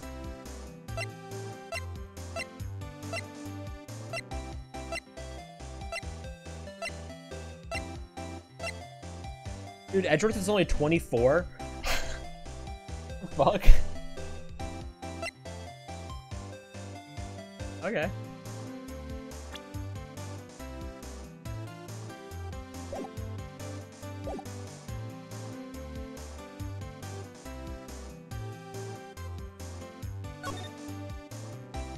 You know, some people go gray fast. September 7th, Gatewater Hotel, room 303. Welcome, sir. Quite the performance today, if I dare say so myself. That's fair, see? Oh, thanks. Sorry for putting you on the spot like that. No, not at all, sir. Your efforts today can only help the Gatewater's rep, as they say. Huh? Rep? Yes, our reputation will swell as a hotel where murder used a wiretap.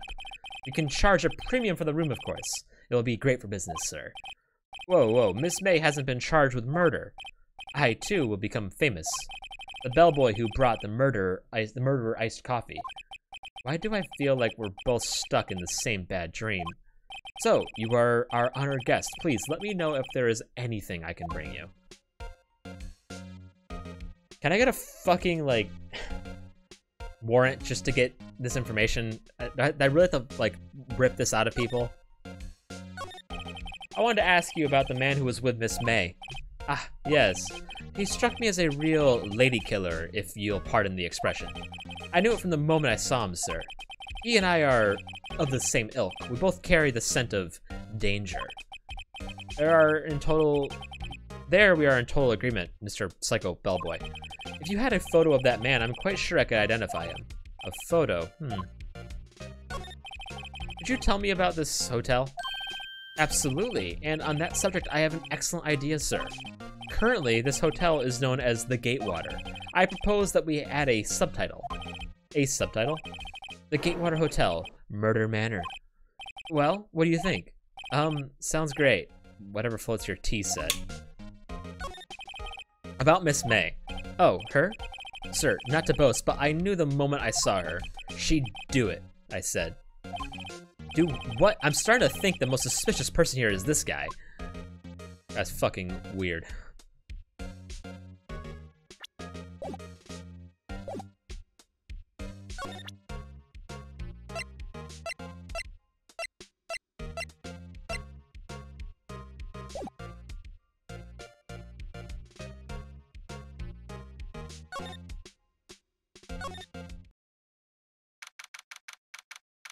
Banco law offices. Looks like the forensics is taking the day off today. Detective Gumshoe's nowhere in sight. The police really gave this place a working over. I doubt there are any valuable clues left. Suppose it can't hurt to take a look around, though.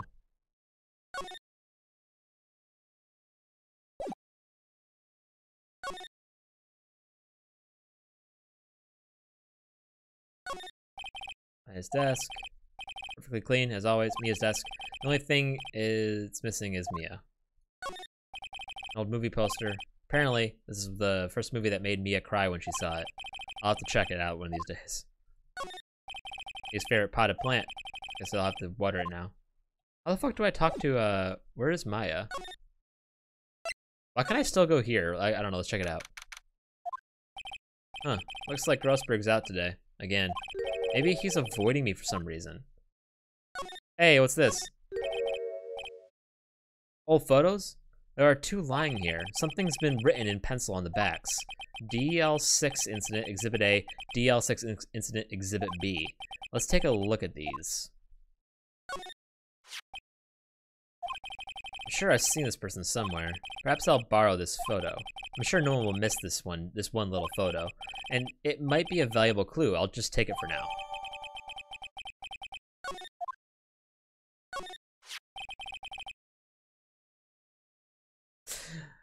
A photo lies. He looks at it looks like a buff version of that fucking dude from Cat in the Hat. Fucking dude who's like obsessed with hand sanitizer. A photo lies in the desk. Maybe I should switch it with the one I took. I think I'll swap them.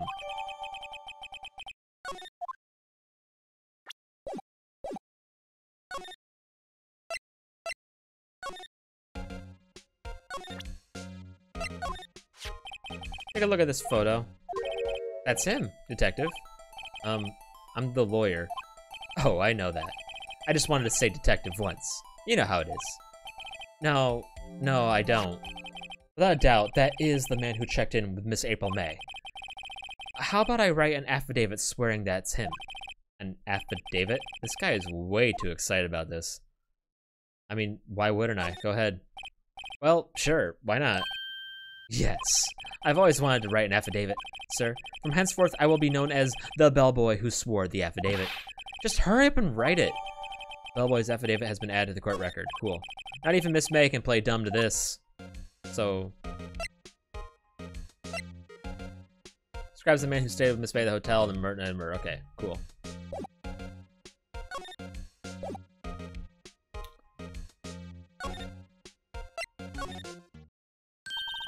You again?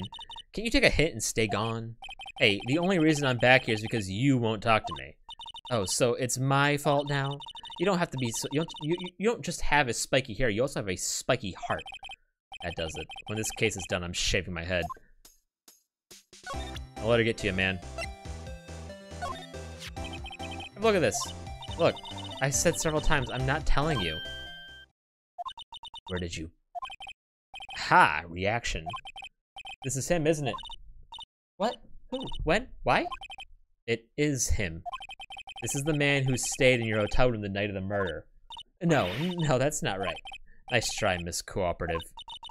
Do you have proof that was him? Yeah, proof. Show me proof. So close. There you go. Enjoy that. Did you have a look at this? What's that? The bellboy's affidavit. It tells us everything he saw, such as the man you checked in with. Who was most definitely this guy? Now I'm getting somewhere. Pusher. This is it. All or nothing. Time to do a little bluff. No use playing dumb, if indeed that is an act. If you don't talk, I'm taking this info to the press. What? Even though he should have been witness to murder, your little friend was missing. I'm sure the press would have a field day with his reputation. Oh, fine, I'll talk. You win, lawyer. Yes. Man, that felt good. It's great to be alive. Why are you pumping your fist in the air? Now, tell me about the man you were with. That man, he's my boss. Red Wright. I don't fucking know what his name is. The president of the information gathering conglomerate Blue Corp. Red Wright. Must be red. Information gathering? Well, I suppose you could call it a detective agency. So this is the man that was with you the night of the murder? I'm scared to talk. I don't want to end up like her. It's okay, I'll just ask Mr. White himself. Can you tell me where Blue Corp is located? Mr. Red White, at last. Finally, a lead on this guy. April May could have done it. That leaves him. Time to take action. Bellboy's affidavit has been discarded. Alright.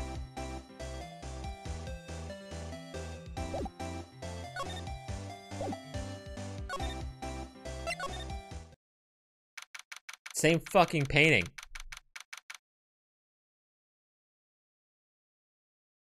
CEO's office. What's with the surreal decor? Welcome! Please furnish me with the title of your personage. What the? Your name. What is your name? I was just inquirably asking the title that you go by. Wright. Phoenix Wright. Inquirably? Mr. Wright, is it? Right, I see. Splendiferous. Perhaps I have imitated you with my giantesque vocabulary. What is this guy's problem? I am Red White, CEO of Blue Corp, you know, corporate expansion official. My business dealings bring me into contact with the elite of the elite, so I'm afraid I am not used to conversing with worldly challenged. What a fruitcake. Let me guess. You are an attorney fresh out of law school? Are you not? That is the only explanation for why you would come meet me like this. What does he mean by that? No matter. So, what business does a mighty lawyer have with a man such as myself? Yikes, this guy's arrogance meters off the scale. Yeah, let's talk, pal. Miss May is an employee of Blue Corp, is she not? Correct. She was my secretariat. What a shock it was to hear what she has done. What she has done? You mean the wiretap? Indeed, she is paid to answer phones. Tapping them is not in her job description. She does gather information for us as part of her duties, but I assure you, we do not condone illegal methods. It is ineffable that she would do this. It sounds like he's trying to turn Miss May into a scapegoat. On the night of the murder, were you in April May's hotel room? Who can say? I seldom pay attention to mundane details such as time and place. My motto is, don't worry, be happy. Still, Mr. White, the hotel bellboy has stated on the record that he does remember you very clearly. No matter, the bellboy can say what he pleases. I still won't talk to you. If you want me to speak, put me on the witness stand. Although I doubt you'd be capable of doing that. Raises a good question. Actually, why didn't the prosecution call him as a witness? He should have seen the same thing as April May. Oh ho ho! The police, the courts. To me, they are mere toys, playthings for my amusement. What kind of company is Blue Corp anyway? Excellent question. We buy and sell various kinds of information. We are a company of the future, you might say. We are the future. Sell information? Hey, this guy's actually ahead of his time. In just 10 years, I built this business up into the grand office you see now. In case you were wondering, Blue Corp was named after the color blue. Yeah, what a fucking surprise. Red White of Blue Corp, as founder and CEO, named it so. And why, you ask? Because I like the color blue, of course. Fantabulistic, is it not? There's something that's been bothering me. Yes, what might that be? That big painting on the wall over there. You know, I've actually seen that painting before. Oh? Just yesterday, actually. Your point being? My point is simple. Rather, my question is simple. Why is that painting hanging on your wall? Mr. Wrong, was it? Right? It appears you do not fully grasp your position here. I ask again, who are you? A lawyer. No, my feeble friend. A mere lawyer. Worth nothing. Zilch. Zippo. Nada. Just like that sorry excuse for an attorney, Grody Burger. What? What the fuck? Oh shit, we're getting decked. Huh? What? He punched me. Well, Mr. Lawyer, what will you do, eh? Charge me with assault? Charge away. I welcome it, for it is you who will be found guilty. What? Heed my exposition. The police, the courts, they all do my bidding. So you say. But I wonder, is that kind of control really possible? I don't expect you to understand. It is a world beyond your comprehension. Compensation. You came here from Grody Burgers, I presume? Mr. Grossberg's? Yes. Then you must ask him, why is it that this painting of his hangs here? Whatever. Perhaps then he will tell you? Perhaps he will explain how a man can live life purely for personal profit. Go now. Skedaddle. There's nothing more to discuss. Alright.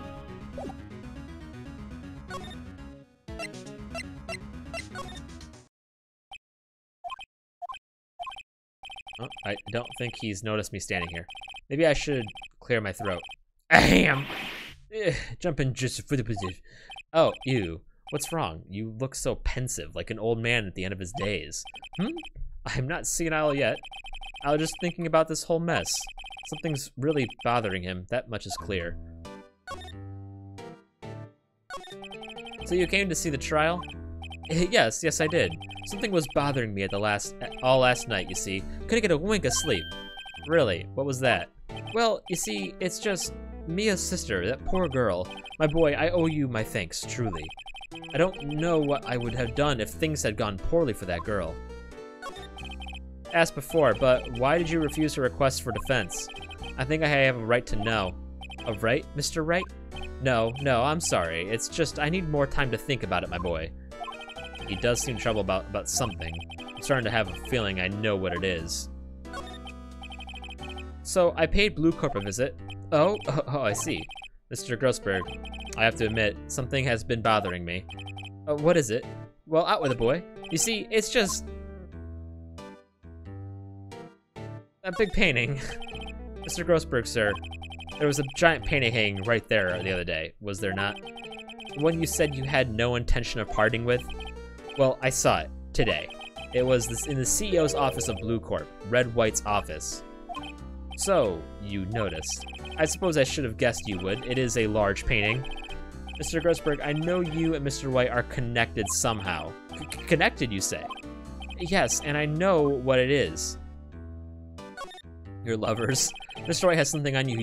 Has something on you, doesn't he? Blackmail? I think that painting is fairly gaudy proof. Very well. This may be the chance I've been waiting for. Maybe it's time to get this off my chest so I can finally rest easy again. After all, you were Mia's understudy. Perhaps it was fate? What's he talking about?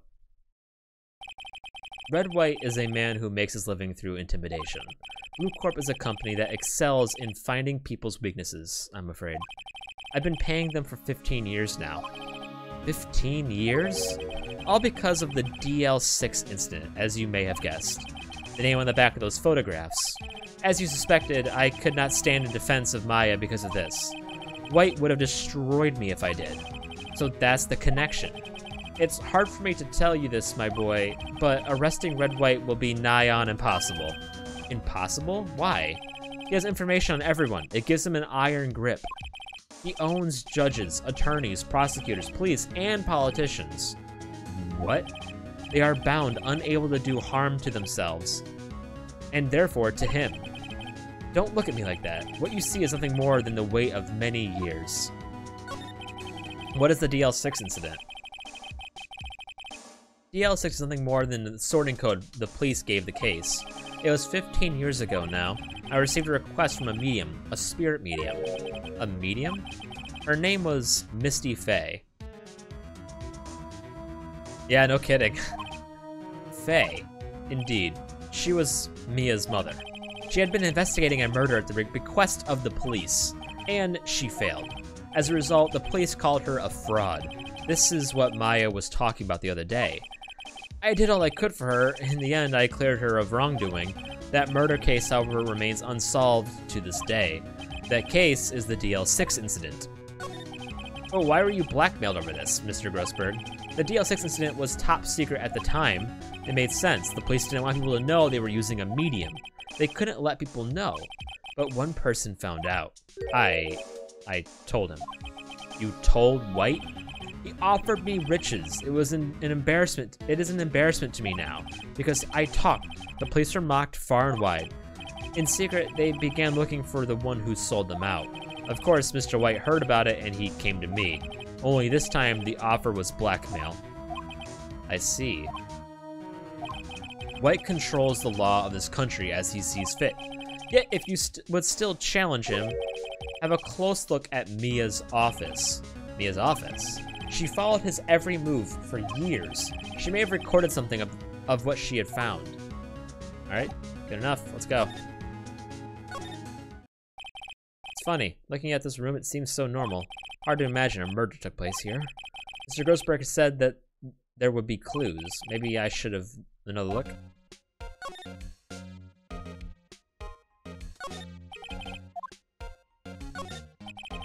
All the cases the chief has ever worked on are filed here.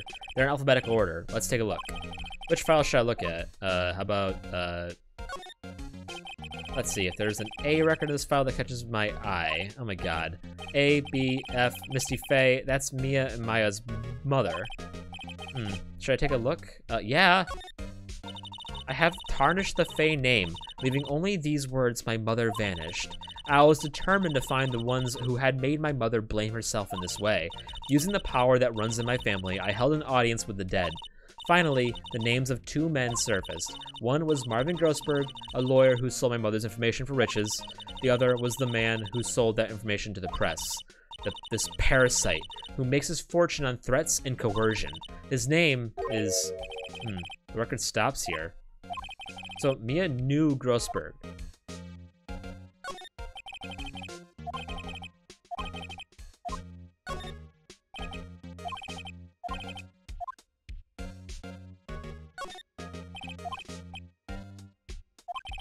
Biggest part here at the end is S, suicide. Ew. There's a collection of suicide reports. There's politicians, policemen. There's writing on most of these in pencil. White? This is Mia's handwriting. Wait, I get it. Mia thought he was involved in these suicides. White drove them all to... I can use these newspaper clippings. Let's find the most disturbing one. Article about a politician's suicide. The word white is written on the top with pencil.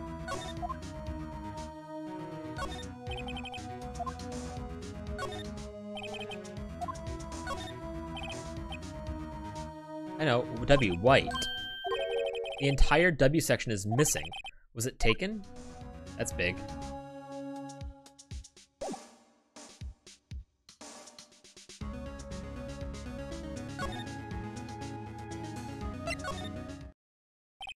Well, aren't you persistent?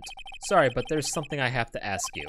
Mr. Lawyer, I really hate having to repeat myself, but it seems the message has not yet penetrated your thick skull. Stop bothering me. If you try my patience further, I fear a nasty accident may occur. Do I make myself clear? Transparent.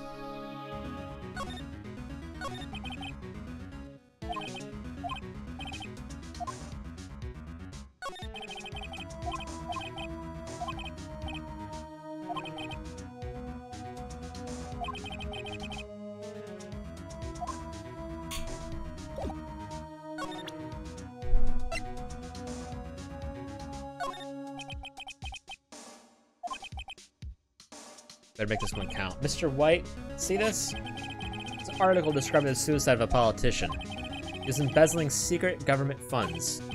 Then one day, word got leaked to the press. The very next day, he took his own life. And this concerns me how? I found this article in Mia's office. Miss Mia? She had a file with... She had a file filled with articles like this. Every one of them was labeled with a single word. White. Mr. White, I know what you did to this politician.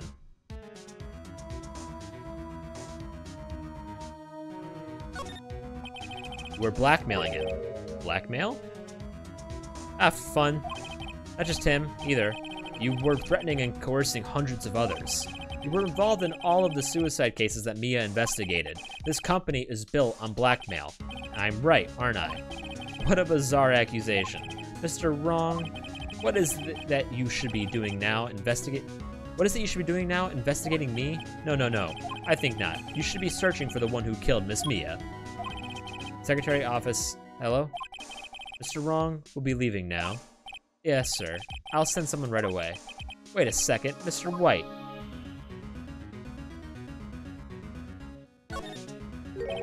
You're wrong, Mr. White. Excuse me? What I should be doing now is going after you. Just what are you insinuating? Mia was onto you. She was keeping tabs. For this reason, you had April May tapping her phone. Then Mia was murdered, and all the documents about you mysteriously disappeared. So the culprit would be... Even a child could work it out, Mr. White. You did it. We won't be needing an escort from Mr. Wrong. Instead, please connect me to the public prosecutor's office. Of course, sir. One moment, please. White, that you? What are you doing calling me at a time like this? Hello, Chief Prosecutor. I've changed my mind. I want to testify tomorrow. What is this about? Be a fake case. I witnessed the murder, you see. And thus, as a very important witness, I would like to testify. What? Why now? I thought you said you didn't want to go to court. Quietude, I told you I changed my mind, didn't I? Oh, and one other thing. Send the police over here right away. The man is standing right in front of me. He looks dazed, but he could be violent. What? What man? Are you even listening? The executioner, the hatchet man, the liquidator, the killer man. What? Mr. White, this isn't another one of those. Chief Prosecutor, I do not believe you are in a position to freely offer your opinions to me, correct? I'm telling you to send the police, now. Did I not tell you, Mr. Wrong? You are a mere lawyer, as was Miss Mia. How dare you? I'll point the finger at you, and you will be tried as Miss Mia's killer. The case is as good as settled. No lawyer of any worth will defend you. I have friends in the local lawyer association, you see. You'll be given a lawyer so stupendously inept that they make even you look competent. I feel faint. Detective Gumshoe reporting, sir. Butts, Harry Butts. Right, actually, Phoenix Wright, and my friend's name is Larry. Oh, right, sorry, pal. Butts was the murderer, right? Detective Gumshoe, I present to you the man who killed Miss Mia Fey. Oh, what? Take this despicable human being into custody. Farewell, Mr. Wrong. Oh, great. September 8th, 3:37 p.m., detention center, visitor's room. It's only been a day since the first trial. The trial begins tomorrow. White's going to set a trap for me, and the prosecution will be in on it, of course, Edgeworth included. An attorney was assigned to me by the state yesterday. I refused. I had an idea. Right. Mr. Wright. Oh, Maya. Great. Then they let me out of detention. Just now, yes. It's all thanks to you. Now I'm afraid we've switched places. What? You mean you... I explained what had happened to Maya. I don't believe it. How many people does that man need to destroy before he's satisfied? My mother, my sister, and now you. This has gone too far. Mr. Wright, please tell me, is there anything I can do? Well, you could cheer me on in court. Cheer for you? You mean like a cheerleader? Huh? Yeah, like that. All right, leave it to me. Huh? I better go get my uniform and some pom-poms. Wait. What? I'm kidding. No, it wasn't. She can't fucking represent me. No, really, I was kidding. But thanks, it's good to know you're on my side. And there really isn't anything you can do for me anyway. But I can't just sit here and do nothing. I've got to give that man a piece of my mind. Just a piece? Okay. Then come to the trial tomorrow. Okay, I'll be there. I'll show them a thing or two. Alright. I wasn't expecting you to be defending myself. Times may change, yet with crime, it's the same old story. In fact, it's gotten worse. Lengthy court proceedings are no longer realistic. Beginning a few years ago, a limit of 3 days was put on initial court trials. Almost all finish in a day, most with a guilty verdict. Is that fucking true? I never thought I would end up in the defendant's chair myself for this case. With the true culprit appearing as the star witness, this is it. Tomorrow, it's me or him.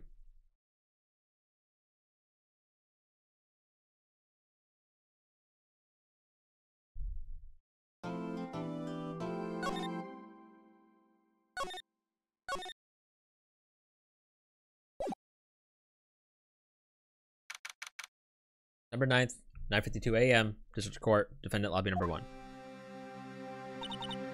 Well, I guess this is it. Yeah. One way or another, this case gets decided today. Ah, Phoenix, look. Prosecutor Edgeworth? I received a call from the Chief Prosecutor's office yesterday. I was told that whatever Mr. White says today, it will be the absolute truth. No matter how you try to attack his testimony, if I raise an objection, I have it on good faith that the judge will listen to me. What does White have the judge? What, does White have the judge in his pocket too? So you're saying I'm going to be guilty. End of story. I will do anything to get my verdict, Mr. Wright. Anything. Why? Why? How can you torment an innocent person like this? Innocent? How can we know that? The guilty will always lie to avoid being found. There's no way to tell who is guilty and who is innocent. All that I can hope to do is get every defendant declared guilty. So I make that my policy. Edgeworth, you've changed. Phoenix, you know him? Don't expect any special treatment, Phoenix, right? Phoenix? Well, court will be starting soon. What? But wait, your defense attorney isn't even here yet. They're not... I'll be defending myself. What? Okay, let's do this. November 9th, 10 a.m. Court is now in session for the trial of Mr. Phoenix Wright. Prosecution is ready, Your Honor. The defense is ready, Your Honor. Mr. Wright, are you sure you're up to doing this? Yes, Your Honor. I will be defending myself. Understood. Very well. Mr. Edgeworth, your opening statement, please. As the details of the event are quite clear to the court, today we will hear the testimony of a witness to the defendant's crime. I see. The prosecution may call its witness. That went far too smoothly. Why did the judge ask Edgeworth why his witness didn't testify before? It's like he already knows why. If anyone's going to raise an objection about this, I suppose it's me. Mr. Edgeworth, you owe an explanation to the court. Why didn't this witness testify in the trial against Miss Maya Fey? I'm ever so sorry. Mr. White is a busy man, and besides, at the time, I thought that Miss May's opinion was all that would be needed. Again, my sincerest apologies to the court. Excellent, Mr. Edgeworth. I appreciate your demeanor. Great. He gets to show off and I get nowhere. I would like to call Mr. Red White to the stand.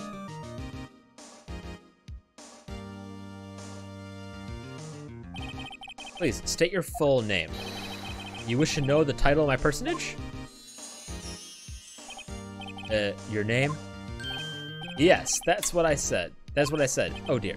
Do my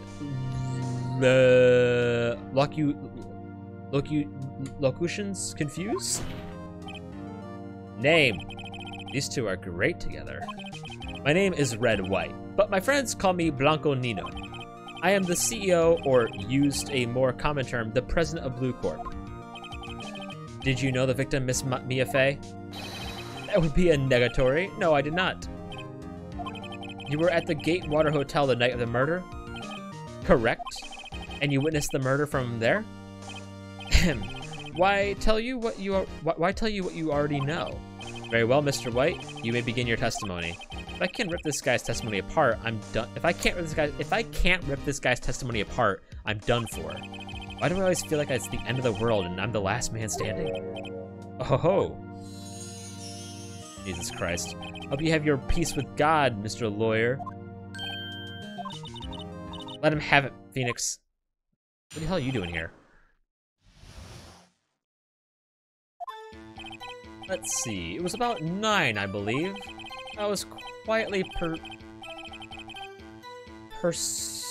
fuck you. That's reading to you. Fuck off. Some papers by the window. Then I heard a bedlam coming from outside. Surprised, I turned to look at the building across the way. It was then that I saw him, a spiky-haired man attacking a woman with long hair. Needless to say, that man was no one other than you, Mr. Lawyer. I called Miss May over at once. She, too, was flabbergasted, of course. The victim, she ran away, but you gave chase. Finally, there was a terrible impaction. Then it was all over. If things occurred as you testified, then I'm afraid the defendant is guilty. Very well. Defendant? Mr. Wright? Your cross-examination? Yes, Your Honor.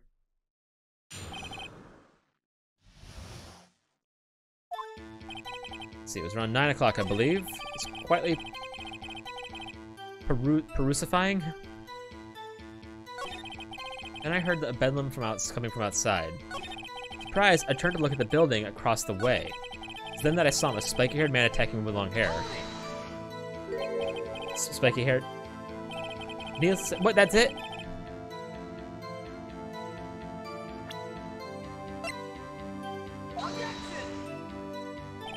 This evidence clearly reveals contradiction in that statement, Your Honor.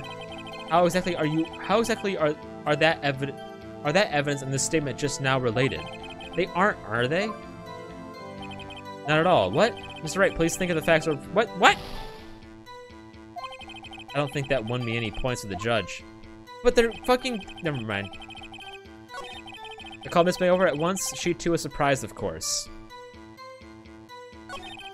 Victim, she ran away, but you gave chase. Finally, there was a terrible impaction. Then it was all over. Did Edgeworth prep this guy too? I wonder. Anyway, I better find a weakness in there.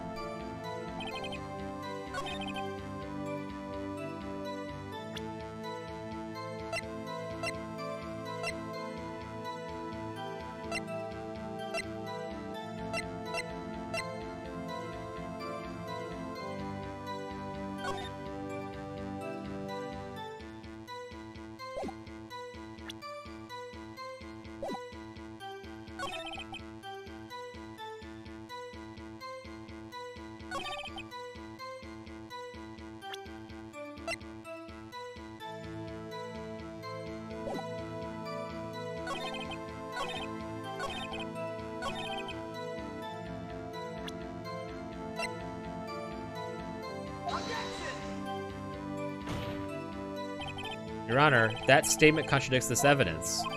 It does? I don't see any contradictory. Huh? Really? Objection overruled. What? Try to think before you make an accusation, Mr. Wright. What the fuck? Can you be a little more detailed about that? I think it's worth knowing exactly what happened. Of course. Comprende. I understand. The victim was attacked by you and ran to the left. There we go, finally. You gave chase and struck her down. Are you sure? As you know, I am always absolutely perfect. Perhaps you could change your testimony to reflect this new detail. There we go. Finally. Wait right there. Mr. White, you've dug your own grave. What is this? You said the victim ran to the left, but that directly contradicts Miss May's testimony, as did the other two things, but whatever. She clearly stated that the victim ran to the right. Ho ho ho. It is simple. You may have misheard her. I think not. Look at the floor plans. The killer was here, and the victim was here. If the victim ran to the left, as you claim she did, she would have been running directly away from the door. She would have been running into a dead end. Don't you find that odd? Very strange. I did see her run to the left. I did. Phoenix, look at his face. I don't think he's lying about this one. What? True. Maybe he really did see the victim run left. So he did witness the killing. Wait a second. Mr. Wright. Yes, Your Honor. Miss May says right, and Mr. White says left. Can you explain this contradiction to the court?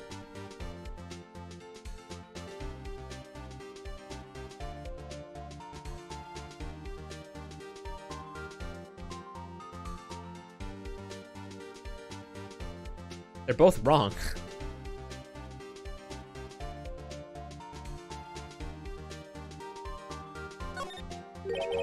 Both witnesses are telling the truth, for once. Ha! I doubt it. Rather, that does not clear up the contradiction. There is one scenario that would explain their conflicting accounts. What? Obviously, the witness was not viewing the crime from the hotel. Mr. Wright, what do you mean? Yes, what do you mean? He was not viewing the crime from the hotel. If he was not in the hotel, where could he have been? In the law office of Fay & Co., of course. More specifically, he was standing here. I'm gonna show the court where Mr. White was standing. Right here. This is where he was. Look, the victim ran to the door. He was watching from his point. It would appear that she ran to the left. Please, this is no time for jokes and ill taste. This is where the killer was standing. Why'd I say it so weird? Order, I will have order. Anyone disturbing the order of this courtroom will be held in contempt. Mr. Wright, what are you suggesting? Rapscallion.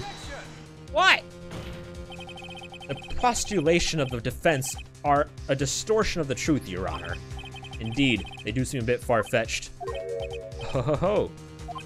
You provided us with so much entertainment, Mr. Lawyer.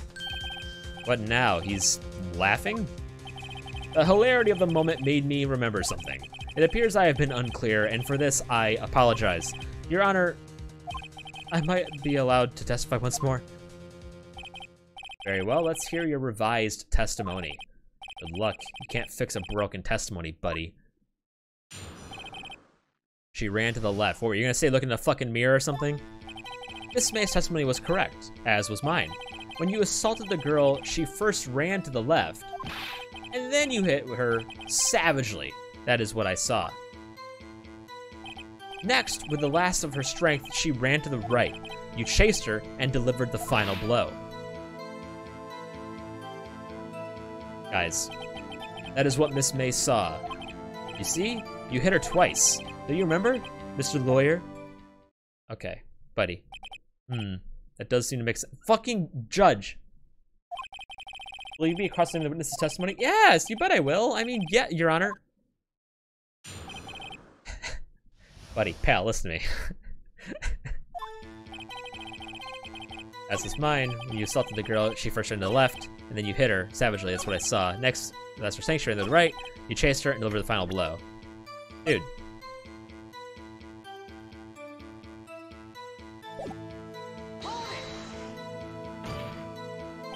Stop saying it was me. That's not what it— fucking Christ, dude. But it was you. Mr. Wright, if you claim that it was not you, then show us proof.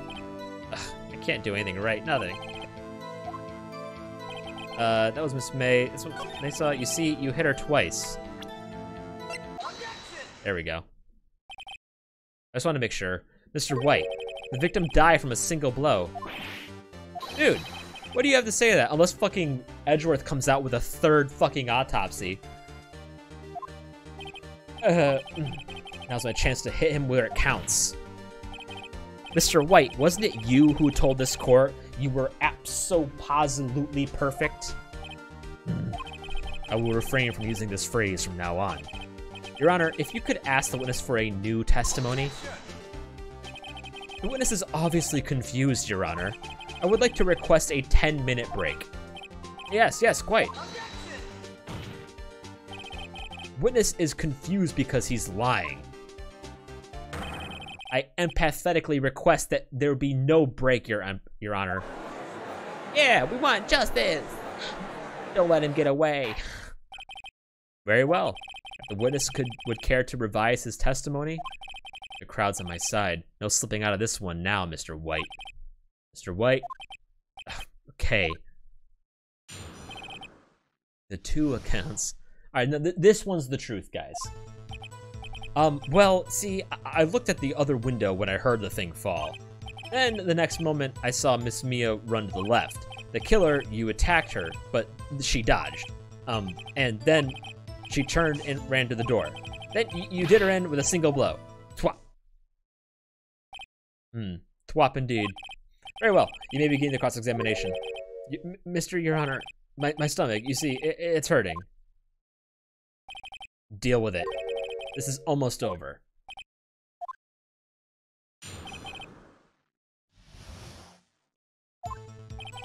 Well, you see, I looked at the other window when I heard that thing fall. Other window, okay. In the next moment, I saw Miss Mia run to the left. Killer, you attacked her, but she dodged. She turned and ran to the door. Then you did her in with a single blow. Wow. Phoenix, he's getting a lot less talkative. He's probably afraid I'll catch him on something, but it won't be easy. Well, you see, I looked at the other window. Yeah, what the fuck is this other window? You heard that thing fall. What exactly was that thing? Huh? Oh, the glass light. Oh, you wouldn't be able to see it, bitch. It wouldn't have fallen over the scene. Phoenix, isn't that something about that strike you was odd? Yeah, very odd. Yeah, that is odd. I'll press further. Mr. White. What? You're saying you saw the glass light stand? Yes. And change your testimony to reflect that. Sorry, my bad. The witness will revise his testimony. Okay, of course. A light stand was lying on the floor when I looked.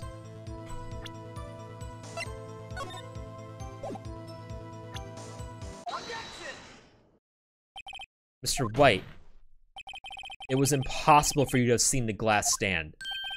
What? Look at this. These are the floor plans of the scene of the murder, yes? Correct, Your Honor. Now look. If you were to look through the window at the office, this is the area you'd be able to see. Here. Well, note that the stand is not within the visible area. Well, Mr. White, what do you have to say to that? Ridiculosity. Mr. White, if you were in the Gatewater Hotel as you claim, you could not have seen the stand before it fell over. In fact, you wouldn't have been able to see it after it fell either.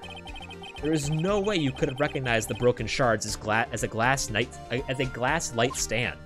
So, when did you see the stand, Mr. White? It must have been the moment that it fell, and the only place you could have seen that from is outside the Fey Law Office. In other words, you were at the scene of the crime when the murder took place. Jesus, my boy, he died.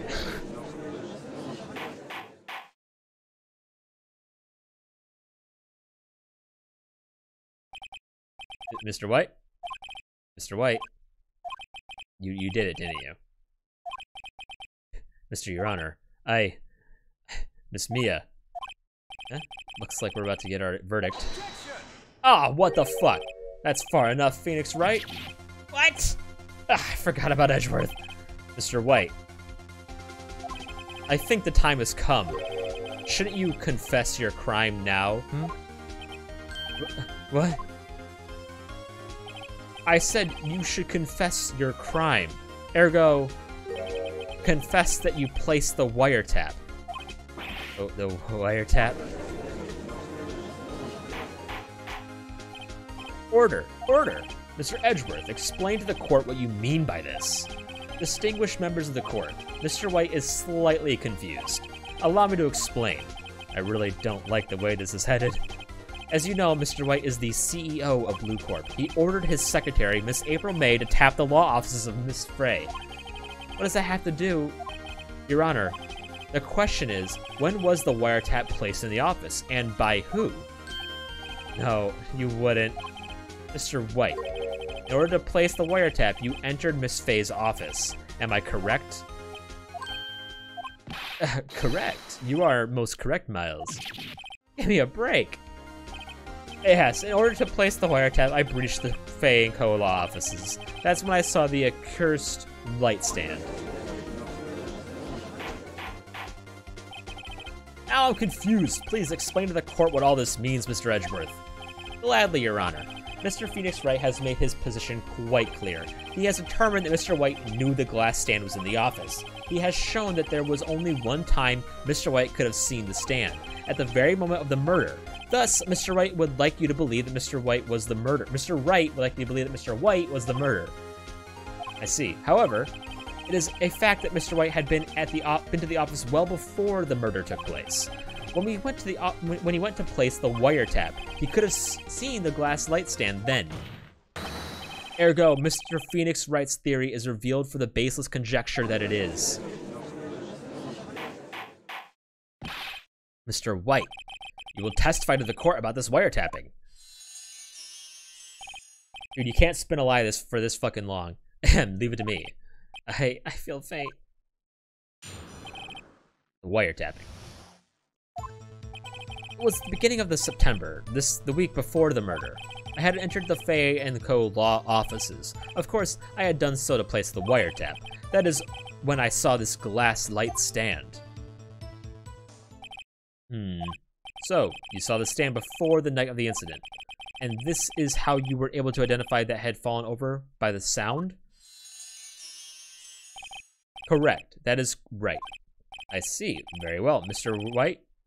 Wright, you may cross-examine. What am I supposed to do now? Luck, Phoenix. What the fuck are you doing here? Alright. Beginning of September, a week before the murder, I had entered the Fay & Co. law offices. Of course, I had done so to place the wiretap. That is when I saw this glass light stand. Why did you notice something so innocuous as a light stand? The light stand was made entirely out of glass. It was quite stylish, so I guess it made a lasting impression on me. Such a beauteous thing deserves attention, does it not? That is all. Damn it! There's nothing there for me to press him on. Okay. Oh well, maybe he's rattled enough that I can bluff something out of him. Okay, that's the whole thing. Do you have proof? Miss April May knew the details of Miss Faye's phone conversation. This proves that the wiretap was placed before the murder. Right. & Co. law offices.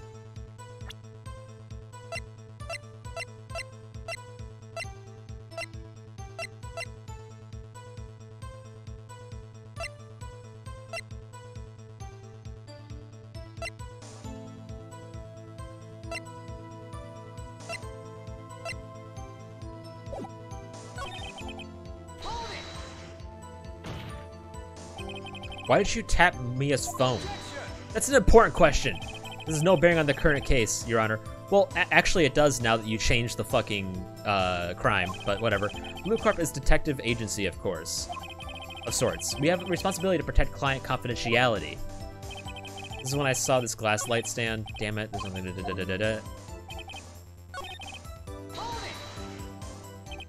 Was it really you that went into the office? Or was it Miss May? Dude! Unidentified fingerprints several days old were found in the Fay & Co. law offices. Those were obviously Mr. White's.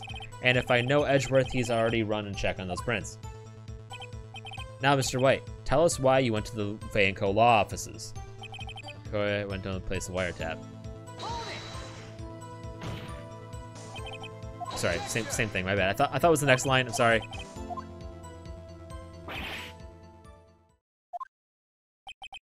I'm afraid that's as far as you go. Time has come for you to admit your defeat. You fought honorably. What the fuck? No more. I can't take this anymore. Mr. Wright? Are you giving up? Yes, Your Honor. What the fuck? Phoenix! Phoenix, over here. I know that voice. Mia? Never give up, Phoenix. Oh shit, dude. She's not really dead. Awesome. Mia? I can't stop fainting, apparently. Where am I? The waiting lobby? What happened? Oh, right. I lost the trial. I was hallucinating. Ah, you're finally awake. Ah! What the fuck? Hey, Phoenix. Ah. No way to greet an old friend. Phoenix, I want you to look at me.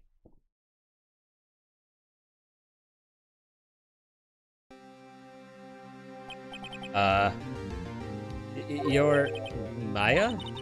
Didn't you know the Fae women have strong psychic powers? When you accepted your defeat in the court, it appeared that it was enough of a shock to awaken Maya's true powers. So, Maya is channeling you, Mia. So Maya's channeling you, Mia? Something like that. That's right, I am Maya, but I'm also Mia. Now, I want you to listen to me, Phoenix. Maya never gave up. You can't either. That's why I came here to tell you. But we don't have much time, Phoenix. Now listen, you've already won. Huh? You've had that receipt in your court record, right? Oh yeah, the one you wrote Maya on. Phoenix, Wright wrote that, not me. So what do I do with it? Look at the font in the receipt. Front of the receipt. The front? It's a regular receipt. Looks like it's from a famous department store. $1,000. Wow, big spender. Item. Glass light stand. Oh, okay, cool. Date of purchase, September 4th. September 4th. That's right, Phoenix. I brought that stand the day before I was killed. Whoa. Now, what did Mr. Wright say in his testimony that he did a week before? Beginning of September, the week before. He said he saw the stand the week before the murder. There you go. I think the court is about to reconvene. Go do it, Phoenix. You know you're innocent. Now you just have to prove it. Right. Oh, okay. That would have been nice to know.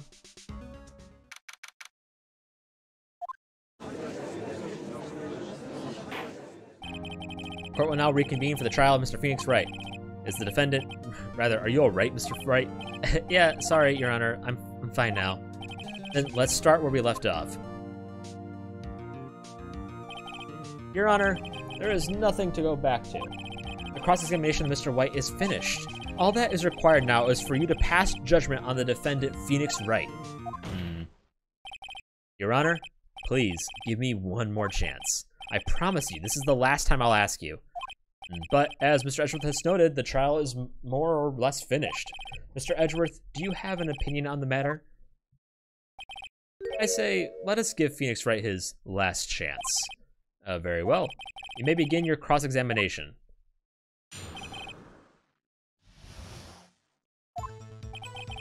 Yeah, eat my butt cheeks, bro. Eat it. Look closely at this.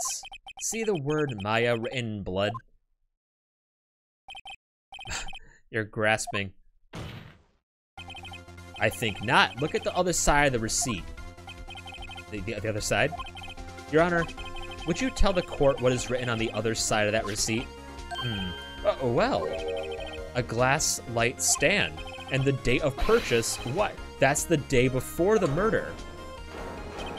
You see, Mr. White, when you allegedly entered Faye & Co. offices at the beginning of September, the stand could not have been there. Come on, at this point. Well, Mr. White, can you get out of this one? You can't get out of this one, can you? No, it's impossible achievable. Oh, he's losing it. Well, Your Honor, I understand there must be quite a bit of pressure on you. But I think you'll agree you can't judge me guilty under these circumstances. Very well. It's so fucking... He died right there. He's not getting up. Then this is all for the trial of... You never give up. Not so fast, Phoenix, right? What? No way he can worm his way out of this one. Oh wait, I forgot. It's Edgeworth. There is a certain thread of logic to the defendant's claims. However, there is no concrete proof that Phoenix Wright is innocent. Ergo, I would like to request one more day before Phoenix Wright is granted his freedom. I need time to make one more inquiry into this matter. Another inquiry? This isn't going to be another one of those updated autopsy reports. This guy just makes up evidence as he pleases. This is bad. Yeah, object!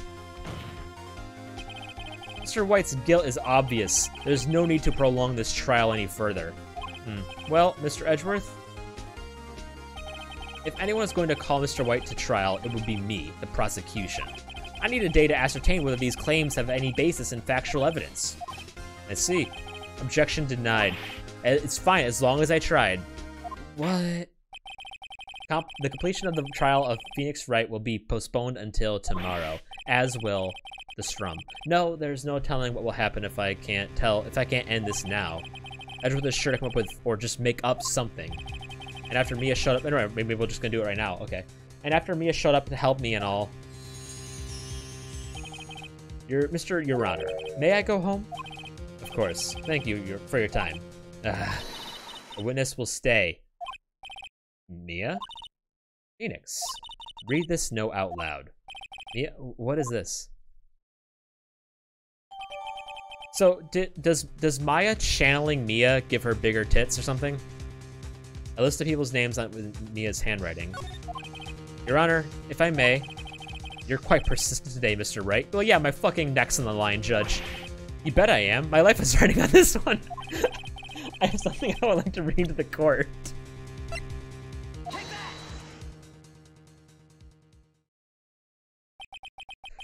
The memo Mia had given me was a list of names. Many of them sounded strangely familiar. People in finance, famous celebrities. That's when it happened. Stop. Desist. Halt. Please stop. Make him stop. How did you get that list? Mr. White, admit your guilt right here, right now, or else this list will be released to the press. I confess. I confess. I did it. I hit her. I hit Miss Mia with a thinker. Case closed, Your Honor. Cheeky little Phoenix. Well, I see no reason to continue this trial. Mr. Wright? Yes, Your Honor. You've done it again. That was quite spirited defense. Yes, Your Honor. I guess you could say that. If only you knew how spirited it was. Well, this court finds the defense, rather, the defendant, Mr. Phoenix Wright, not guilty. How does the thinker kill someone next case? How does that go down? That is all. The court is adjourned. November 9th, 2:24 p.m., District Court, Defendant Lobby number 1. Gains sentience and goes on its own killing spree.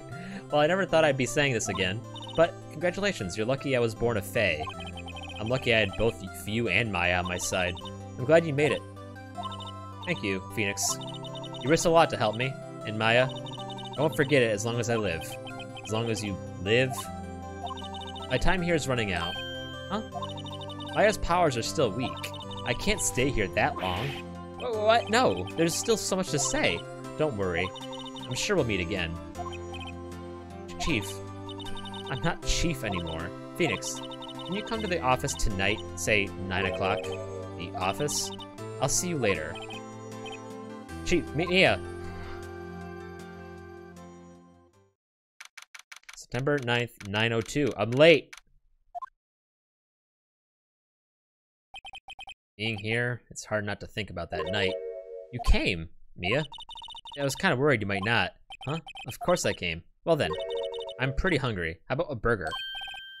Mia? Ah! You should see your face. Mia? What are you talking about? It's me, Maya. Maya? What? Did I look like my sister? Look, you were her. I might be able to use that. Oh, Phoenix, go to the store and buy me lunch, would you? Maya, why are you here? Because of this. See, Mia wrote me a letter. Take care of Phoenix for me.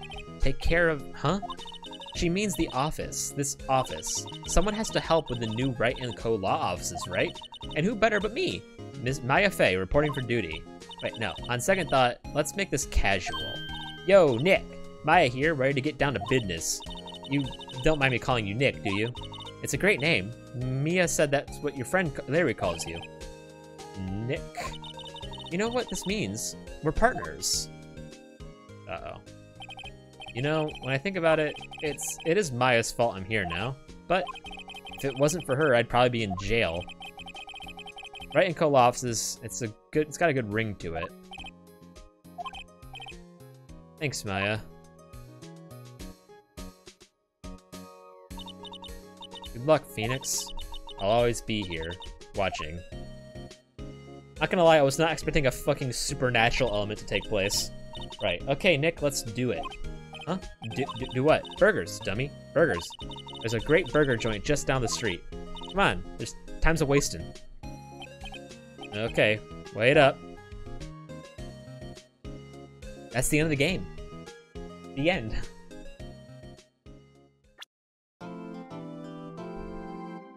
Yeah, dude, her tits got bigger when fucking Mia took over her body. Brand new episode has been added.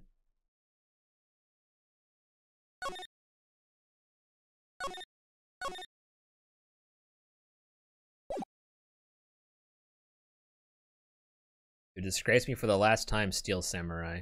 The pale moon in the sky cries for your blood.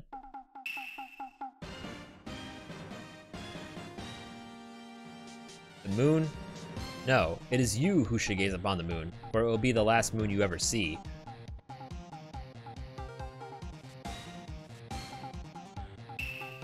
See you in hell, evil magistrate. Uh-oh. Is this Sekiro? Sekiro 2, guys? The warrior swords gleam as they strike at the moonlight. One has fallen, but who? Only the moon knows. Don't miss next week's exciting episode. Dark Messenger returns.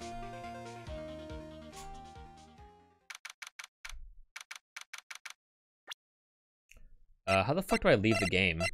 Oh, there we go, J. Alright. This is fun. I like it. I imagine it probably gets a little bit harder. But we'll see. Yeah. So I guess we'll just keep on playing this. We'll be back tomorrow, 8 o'clock, 8 to 11. I like it. It's fun. I'm glad we're playing it. It's really exciting. But yeah, see you later.